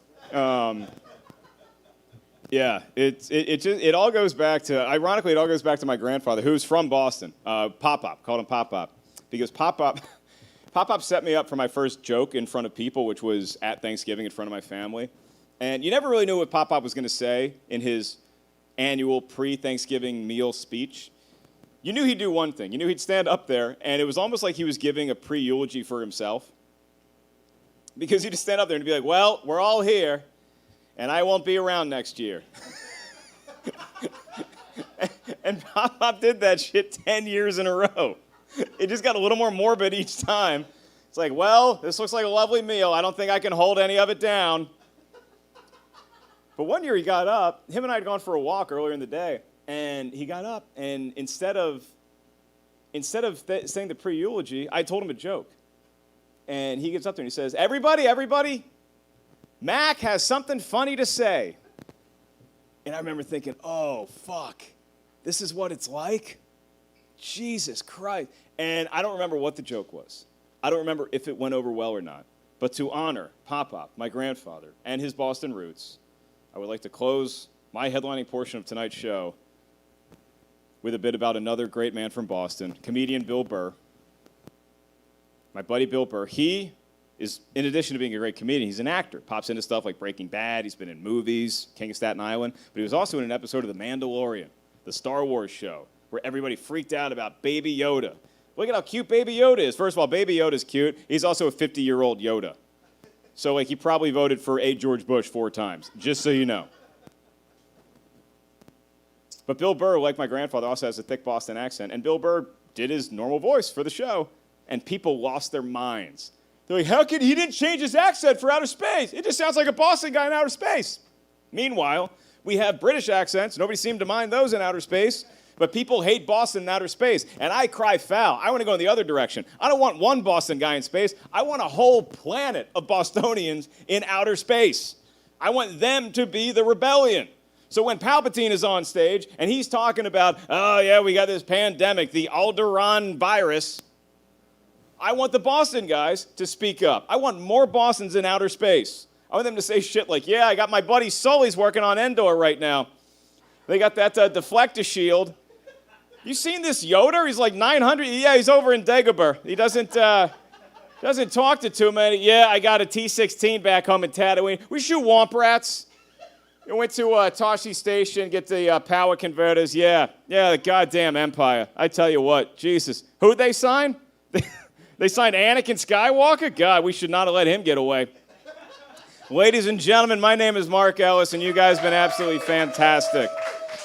Thank you so much to each and every one of y'all watching, wherever you may be in the entire world. This show means a lot to me, not just because I haven't been on stage in a while, but because I get to see some of my friends. Y'all get to see me at least virtually, and you get to see what it looks like on the hottest day of the year in a sweaty rock club on Sunset Boulevard, and I would not have this any other way.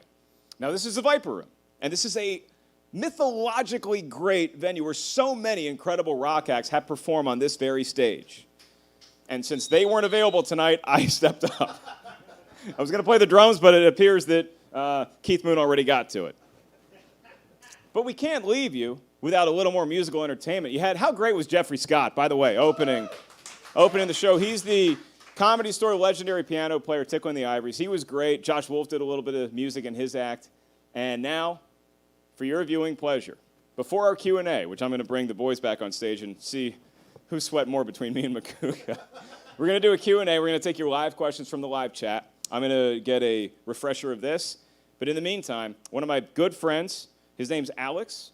He goes by the name Marzonia, and he's going to perform one of his songs that you can get right now on Spotify. So ladies and gentlemen, without further ado, enjoy the music of Alex Marzonia.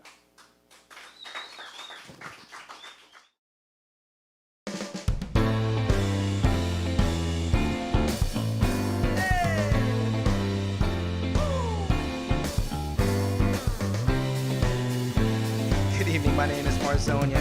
Don't forget that Indian. Hope we're all having a wonderful night so far. I want to thank Mark Ellis for letting me perform the song tonight. And the song's called Oversized T-Shirt, and I hope you love it. When I'm restless and anxious, you make me feel so serene, bringing out the best parts of me. I shut out all the noise and spit out all the we're comfortable and quiet, I gotta believe you have all the answers. How could I not put you first when you're living rent-free in my mind? How could I forget the chill of my spine, the lovely thrill when the weapon of your hand meets mine? Well, you reside in every thought of mine. I can't wait to get back home, open that door.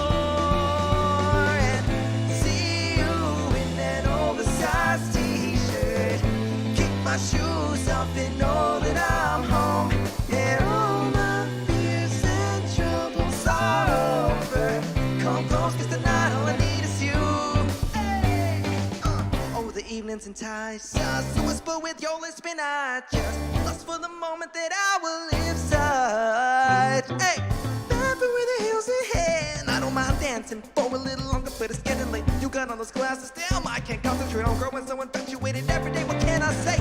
You define all the words that I can't find to describe my state of mind. Every time I see you in that oversized T-shirt, kick my shoes off and know that I'm home. And all my fears and troubles are over. Come close, cause tonight all I need is you.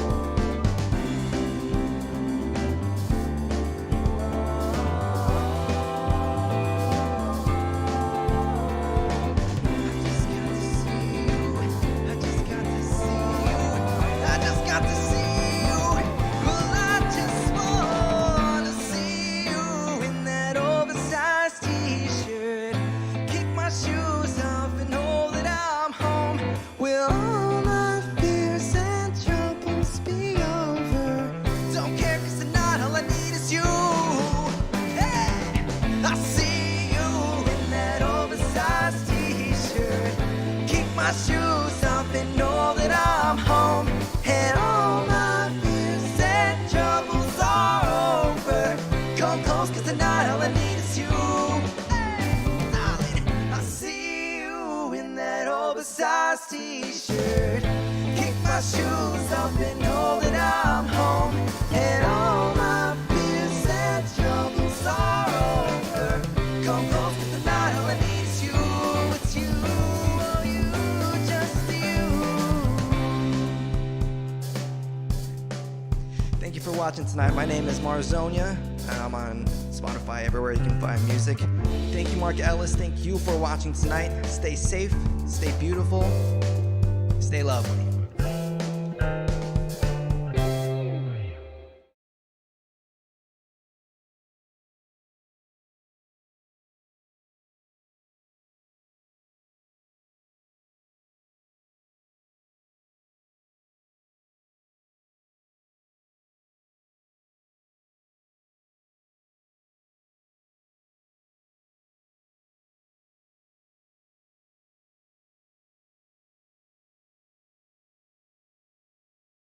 Oh, give it up for Alex Marzonia. You know, Mark Ellis. when I first met the guy, I had no idea he was that good at music. Like, he's really good. And as somebody who watches a ton of cover bands on YouTube, guy's good. As someone who Really owns a good. tambourine, I can tell you Marzonia is sweet when it comes to music. And I think people are going to recognize the fact that I've changed my hypercolor T-shirt, which was just sweating through a light blue T-shirt into a dark blue T-shirt. But- I made my pregnant wife drive 20 minutes to get a new shirt and drive it back.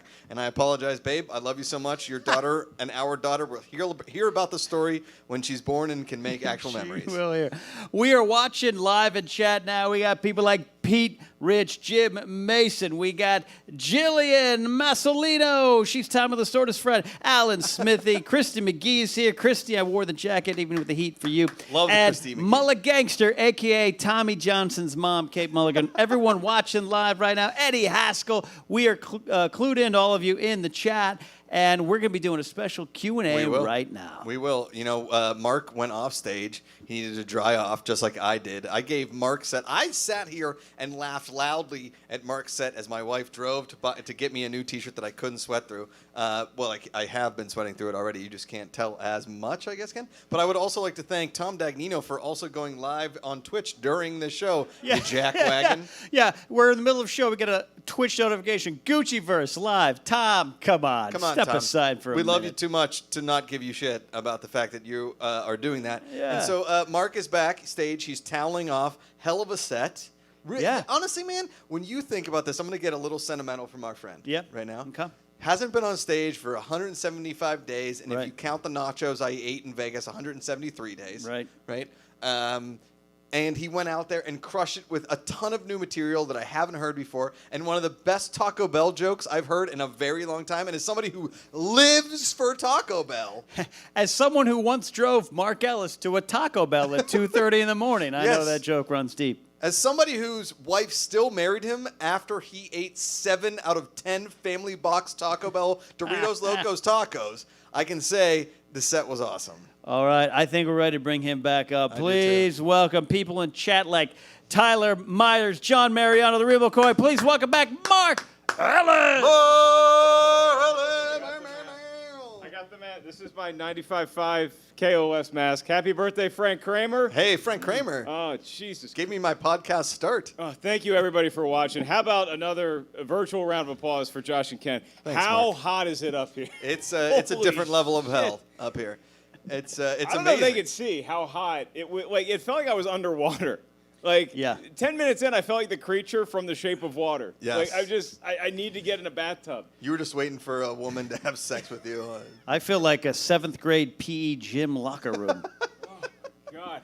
A lot of awkward sweating. It was so hot, but thanks to everybody, all the chat. I got off stage and I looked just briefly to make sure the stream was like okay, and it seemed like everybody had a good time. So, shout out to y'all and you boys. Wow. Yeah, we should shout out the reason we're actually being able to be seen and heard right now. Brian Perez and Christian Ruvacaba Yes. working the crew, working the two-man crew there. Legends. And the Viper Room crew. Thank we're you, having Viper a lot Room. of fun. Tommy, the best rock club manager in the world. I mean, and by far the nicest rock club manager you'll ever meet. Because most rock clubs you go into, like, hey, so we're performing. Like, I don't care. I don't care. Get up on stage, go F yourself. I'm like, oh, cool, thanks, Reggie's Rock Club Chicago. Appreciate you. I thought that might be a dig at Reggie's. This is the way to do a show, though, to be honest with you, that's boys. great. Because, like, I had people hitting me up for the link Yeah. before we went live. But it's so much easier to just have somebody text you, hey, what's the link? I'm your friend. I'm in your family. I'm your mom. Okay, whatever, Russian spy. I did not know. Versus getting people into a live show. Oh, God. that's the best. Yeah. This is so much easier. I didn't know your mom was Marissa Tomei. That was a good thing to learn. You know what else is nice is that when there's nobody in the club to like get in and it's not crowded, is that the bartender is always there. It is like, and he just it's there. It's right in your drink. And then I mean, it's been what 35 minutes since I've been on stage, and I am pretty toasty. Can I actually? I just want to clear something up though, because you said that your wife ran home to get you a new shirt. You're sure I didn't piss her off with my? Oh no! What the gender reveal, the kids having babies, people being terrible parents? Yeah, She no, left she before wasn't that. pissed She about left that at all. during when you when the first joke I made about you. Actually, I said Josh and Ken's baby. Yeah, And right. then she started gathering her belongings. I could see, and I was like, oh god, this isn't going well. Well, here's the thing. Uh-oh. She grabbed her baby. Am I in not the book. invited to the christening? I don't even know how you do a baby. Well, you just baptism? eventually the baby comes home, right? And then a couple weeks later we invite friends over, and then we Right. go out and you watch the baby. Oh yeah. That's how we test friends. That's how we test friendships. Hey. Uncle Mark and Uncle Ken. That's a Netflix show waiting to lunch. I'll It's- tell you that. If you're cool with it, I'm cool with it. Guys, I'm cool with whatever. I'm not going to be that dad that's like, listen, all you have to do with my kid is make sure you do this, this, this, and this. I'm like, don't kill it, and it's You are fine. so. I love you, but you're so full of He's shit. full Get of it. it, guys, He's full come of it. on, you know me. He's- You're gonna be the You most you were going to be the type of protective- parent that guys you have to take your shoes off Yeah. before you come over to the house. No, I'm not. I'm going to be literally take my kid to Topgolf and leave it there on accident. That's probably actually true too. No, he leaves it there with us. We'll take care of the kid. Yeah. Josh. Hey, where- Josh, your kid fell in the net. What do we do? He'll be fine. It's like a hammock. Josh, where's your daughter? Eighth hole at Weddington. Yeah, Damn it. Yeah. Josh, I'm going to have your kid back to you in 30 minutes. I'm this close to getting this chick's number. Just let me have it. Let me rent it for another 30 minutes. We've been married 3.5 years, still don't have her number. There you go. Mark, how's this working, man? We taking some questions? You mentioned our amazing tech crew behind the scenes. And also shout out to Haskell420, who is running the chat room. Yes. Just Eddie, just the Eddie's the best. best. Eddie, we're on your stage, buddy. We're on your stage. Yes. Christian Rubalcaba and Brian Perez annihilating things. Only 12-pack of Corona between them. That's it. it. Brian Perez is apparently going to be moderating the live chat, so everybody get your live chat questions in there. And we Brian will Perez has a field- perm going these days. Yeah, Brian Perez looks like both Hall and Oates. Yes. He's bottom half Hall, top half Oates. He does look like both Hall and Oates. I'm glad after 20 years of friendship, I made Ken Napzok laugh. It's the first time. Oh, man. Oh, boy. Oh, boy. Brian, do we have any queries lined up? Yeah, thank you guys for the nice compliments about my hair. Yeah, you're welcome. That's the last you'll get tonight. Oh, sorry. Brian, your voice is already deep with the mask on. You sound like you're going to ask us, do you like scary movies? Yeah. Do you like- How you guys doing tonight? Yeah. This is literally trick or treat. Welcome to Brian Perez Halloween. I'm 27 and still trick or treating. Uh-oh. The live comments are coming from inside the house. Would you like to buy a monkey? Do you remember the Bud Ice commercials with the penguin? Doobie, doobie, doo. Hey, we did music. It was there. Do you guys remember the Noid, which was playing during the Iran-Contra commercial breaks? You and your fucking Ollie North jokes. The third time we're going to get an Iran-Contra commercial. Guy's got a solid 30 chunk on Ollie North. All right, let me tell you here, pal. Pat Buchanan, cross-examination Biden on the Iran-Contra hearing, babe. Can I tell y'all? I'm going to tell you my two favorite jokes of my set. Were very early on. Were making fun of Ken's jacket. Yes, The which whole is- Labor Day joke. I mean, come I on. thought of sitting right over that booth over there. Oh, it's and then the perfect. other one, I knew Josh would appreciate this. Because I thought of it today in the Uber over was does Taco Bell have a salary cap? Yeah. That's a great. Thank you. Because Thank you. we stop at this one Taco Bell between Los Angeles and Carmel by the Sea, Ken's favorite place, because there's the only place apparently they serve cherry danishes in the world. Oh, I love it. Yeah. And I got to the Carmel by the Did you guys really have a baby together? What are you guys talking about? no, there's Oh, they're at his that was wedding. during my wedding. He found a cherry Danish guy. Yeah, this is just weird that I'm in between. You were this. there. I was not. I was working out. You I were was in doing, the wedding I party. was doing box jumps on Pebble Beach with Jim Nance announcing. All right, Showing wait, your wait, crotch wait. to all of Instagram. I think live on this show, we can finally confront Mark, Josh. Why have your camera shoot up your shorts Up on shorts. the Instagram Yeah, workout where videos? was the What's- placement, and why did you not look at the video before you posted it? Or were you hoping that people saw the size of I mean, your because testicles? Mark Ellis's wing wang, that's good for OnlyFans, not Instagram Reels. That's exactly. I was going to say, like, start up the OnlyFans. You're not going to Bella Thorne it, but you might go like, I don't know. We don't know. We don't know. I have two things to say. First of all, the up angle is the best look for Duncan, and the second thing, I'm incurring my headliner privilege of going to the first question. Brian, you go, what do there we you go. have BP. from the fans? First question comes from Nerd Chronic. Eric, the best. Says, Mark, what was the process deciding on the logo for the T-shirt? Oh, let me take this one, Mark. Let me. This is a great graphic designer, Trey Bennett, who I met in Indianapolis at a show. He was a student at Purdue. Now he's crushing all over the place. Made this for me. And yes, I did give him the note. Hey, there's this band that I really like whose initials may be VH. If you could take a look at something like that and then do something like that for me. And this is the first time that I've ever had my own merch, ever. It's great, Which you man. can get right now. You can still get it at the site and stuff. So Dude, I've had some baby carrot stuff with Schmodown, but Yeah. this is pretty. It totally looks like Gary Sharon. It's awesome. It's still a lead singer for Van Halen. I'll take. And actually, Ken, if you can read, what month does the back of my shirt say? Mark Ellis live on the Sunset Strip, What month? September It's in- September it's in- 5th, 2020. It's an error shirt. It's a Bill Ripken It's shirt. a Bill Ripken You're not going fuckface to get card. that. Whoever bought the shirt gets the full lineup on the back. But you get the full lineup on the back. But you get the, Stand up over there. It's September. September morning. Do you remember the 21st night, September? that would have been such a better All right. Temptation song. It was the 3rd of September. A day I'll always remember. What else you got, Brian? This question comes from Kyle Grandinetti. Says, what is the biggest difference between virtual and live shows, besides the crowd, of course? More laughs on virtual.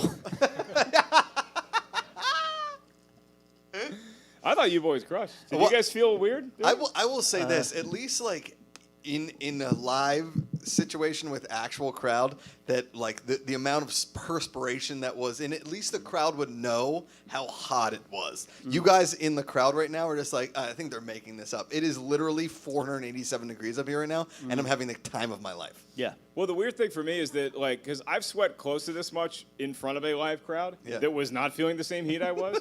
and you feel so awkward. You feel the need to comment on every 5 seconds because there's, like, people eating chicken fingers right here, and your elbow is just dripping juice into it. Especially during a pandemic. It's like, it's not COVID juice. Don't worry. Go ahead and eat your nachos.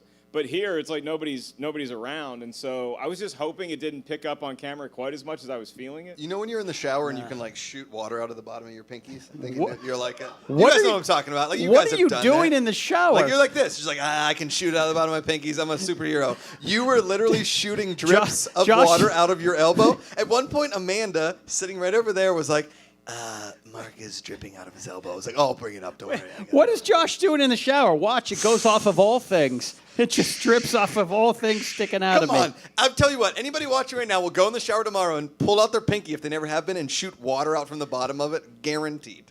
What's the, With great power comes great cleanliness. What are you doing? Correct. and that's the guy making new ones. Thank you, guys. All right. Thank you so Good. much. New human, courtesy of Josh. The water finger shooter do guy. you I remember? love that Josh and Amanda on Instagram. Amanda's Instagram announcement was this 4-paragraph thoughtful post, and shout out to all people who have struggled getting babies. I hear you. Josh was like, got it in on goal. Pulled the goalie, first shot. Bingo. Oh, Brian hit me. This is for you, Ken. Amber Coat says, how are you still wearing that jacket? I'll tell you why. great I'll tell you what. question. I'll tell you why. And, you know, Tommy back there manages the rock club. He knows. Tommy. Style knows no weather conditions. All right? Yeah. Ken, there was a point during our set about 5 minutes, and I looked at you, and you had sweat not only below your eyeballs, but above them. Like, it was like it was surrounding your entire eyeball. I look like Farley halfway through that Swayze sketch. Meh, meh, meh. But you were the one that inspired me to do the hypercolor bit. See? Because I saw your shirt, and I was like, that is clearly 2 different shades of blue. Well, the worst part is that we were leaving the house today, and for those watching out that are in like a nice controlled climate. I saw our buddy Graham from Scotland. He was like, "It's a nice temperature out here." Graham Butler. Graham Butler. It is. Oh, Flying Badger. Yeah. It was 103 today at one point. Tomorrow it's supposed to be 107. Okay. So and there's no air conditioning going in here right now. We're doing it. So we left the house and I was like, you know what, babe? The reason I know that I'm never going to clash with Ken and Mark is because they always wear black. And when I got in here, I was like, I should have worn black because I sweated through that blue shirt You so should hard. be a chunky monkey like me trying to hide those curves, all right? I feel like whenever I sweat that much through a black shirt, it's like when you go to a movie theater and they're like, this is what normal black looks like, and this is what IMAX black looks like. It's like, oh shit, there really are 2 different shades of black here. Very true. Darth Very Vader's true. cape, Darth Vader's helmet.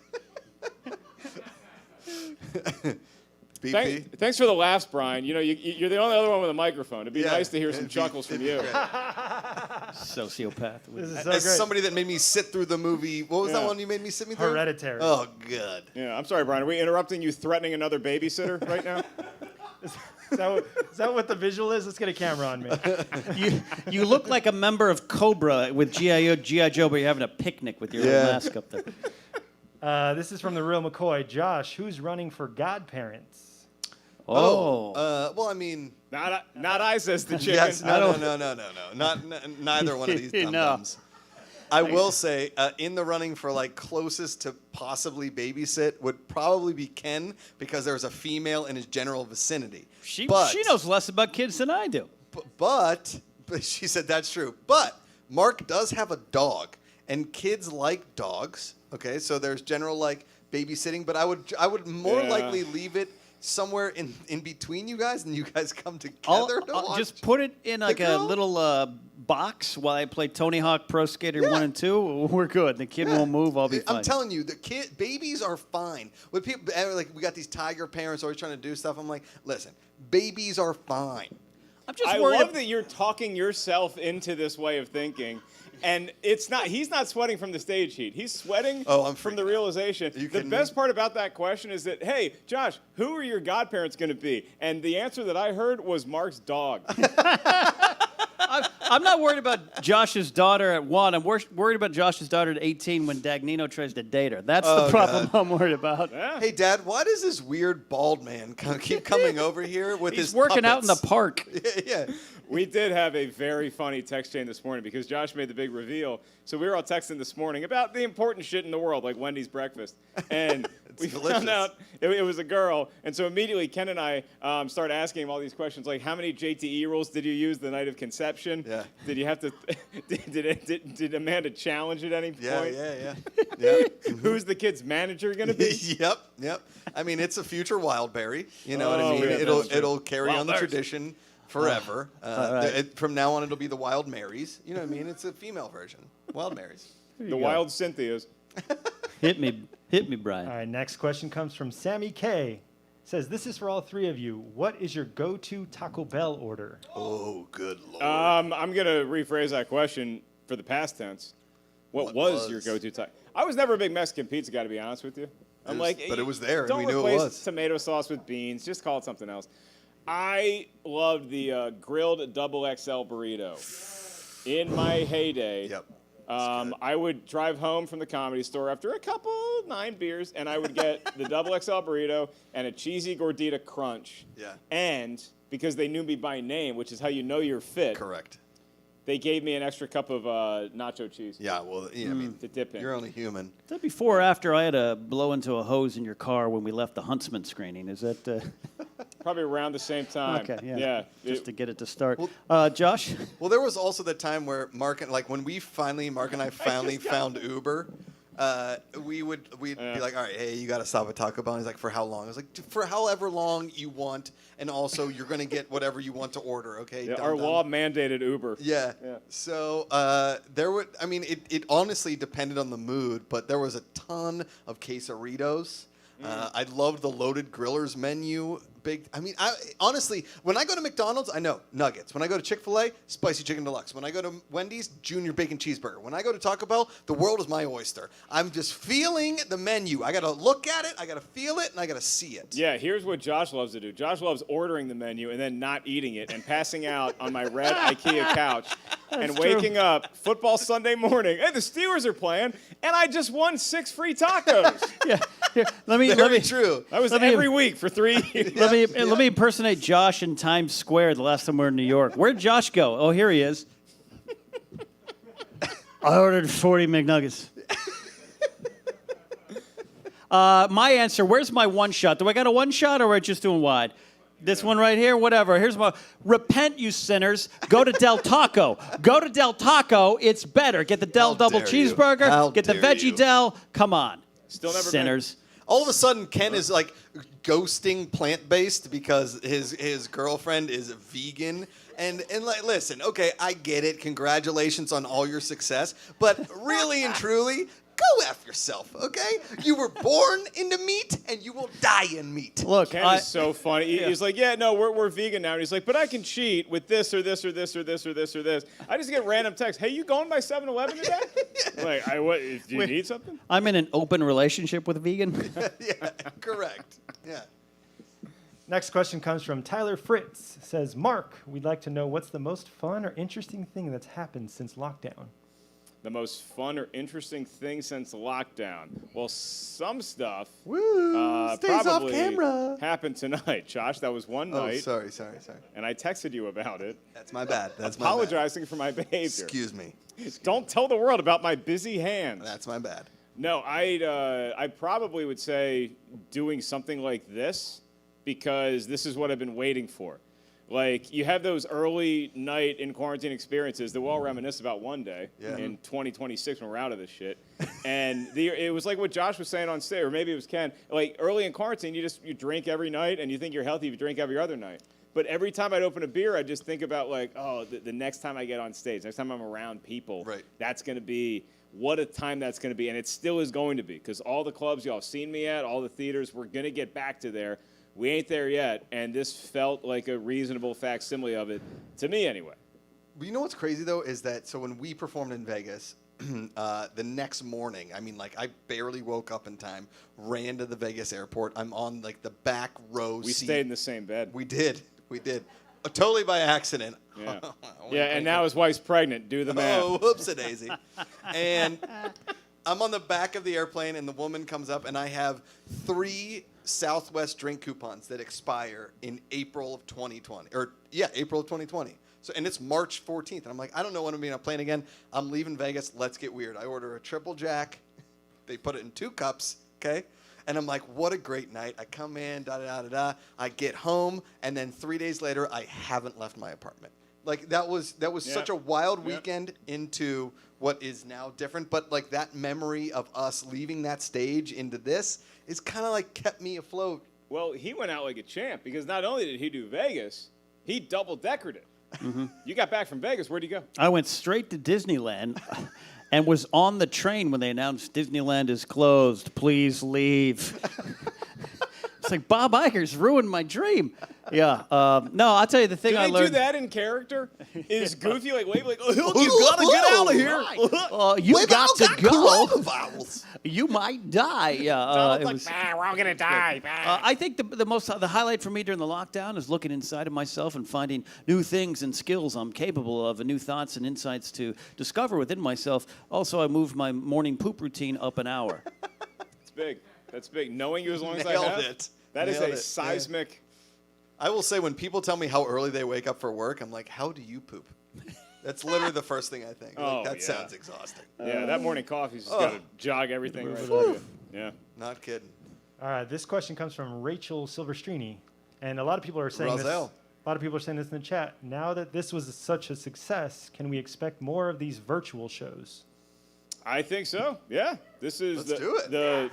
I mean, as long as Tommy from the If Viper Tommy is cool is with in, it. we are in. Yeah. I'm speaking for you, Mark. I apologize. I think you're going to see a lot more of this kind of thing because I had a blast doing it. I got to work through and talk through a lot of new material, and I'm totally in. By the way, Rachel Silverstrini, So Alex Marzonia, who did a great Fantastic. song before, it's Alex, Brandon, and Rachel all live together. That is my nomination for best COVID sitcom.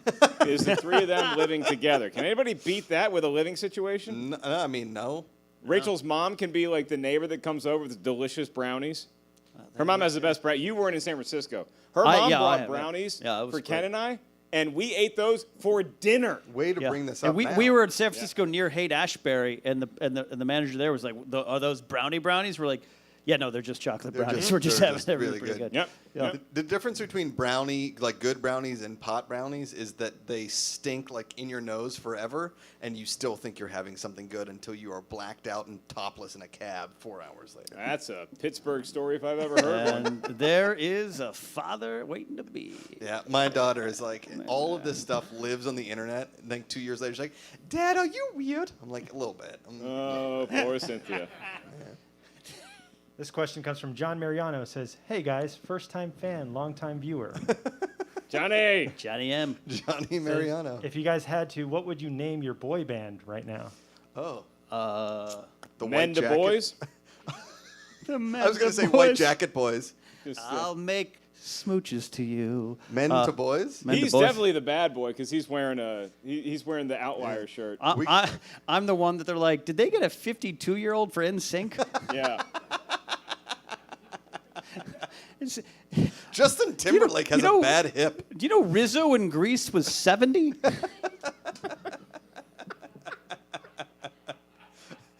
Men to Boys with a Z. I'm the one that looks like he's having a great time, and then it comes out 30 years later that the manager is making me do things like that guy who had to give blowjobs to get the Fire Festival off. I feel like, and I'm like this sort of deep voice guy during the song. He's like, "Oh yeah, Yeah. what's up? Yeah, you're the one, girl. What's up, girl? Yeah. You ain't been around." I just want to be the boss down, just dancing along. Yeah, Brian. We got a couple more. How many more do you want to do here? What time is it, Brian? It is 8:59 p.m. All right, let's do two more and call it a night. All right, quick ones. Kyle Harlow says, "Ken, any Henry Kissinger material?" Yeah, definitely working on Kissinger going to China. He's the only one that could. I've definitely got some Archduke Ferdinand stuff going on.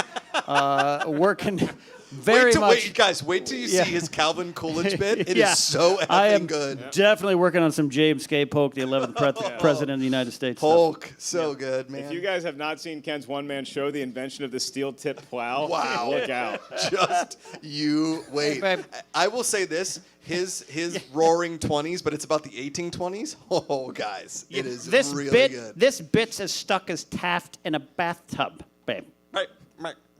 Ken wrote a play called Hamilton Extras, and it's just everybody else who was there at the duel. What was going on in their lives? All right, last question from Mark Aquino. Says, Time Lord! Time Lord! Says, "This is for all three of you. What would be the best DVD impulse buy for this pandemic?" Oh, well, clearly, Bad Boys for Life. Yeah, as you quoted in your Instagram post announcing the birth of your daughter. Yeah, I mean, the impending birth. Yeah, listen, boy shows up, he's getting a full Reggie treatment. I don't care who it is, and I don't care if she goes on multiple dates. But let's be honest, like my daughter, she's like, "I think I like a boy," and she's 14. I'm like, "I'm sending you to a convent," and then when you come out at 46, I'm like, "Congratulations, you made it." Yeah. Ken? I think you need to scour eBay and find a copy that's out of print, pay for the shipping, and get Spice World. One of the underrated comedies of our time. Meatloaf at his best. Richard E. Grant. They meet aliens. It's great.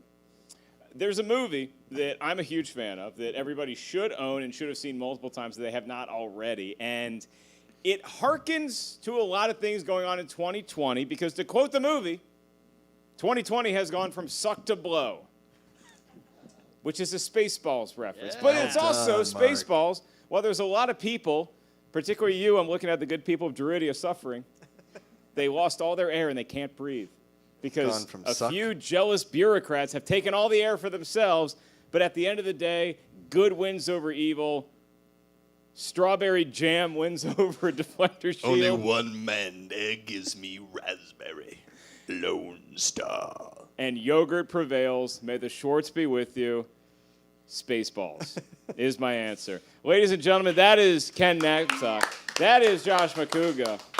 And apologies to David Taylor, who made a great suggestion. At the end of the show, we were going to open a pack of baseball cards. Yes. But because we're short on time, and I didn't bring the pack of baseball cards, Most importantly. we're going to have to do that another time. I'm sorry. I was telling my Yes. patrons all week, hey, don't worry. The baseball card thing is happening, and we're going to surprise old Ken, and Mark dropped the ball. So what are you gonna Classic do? Ellis.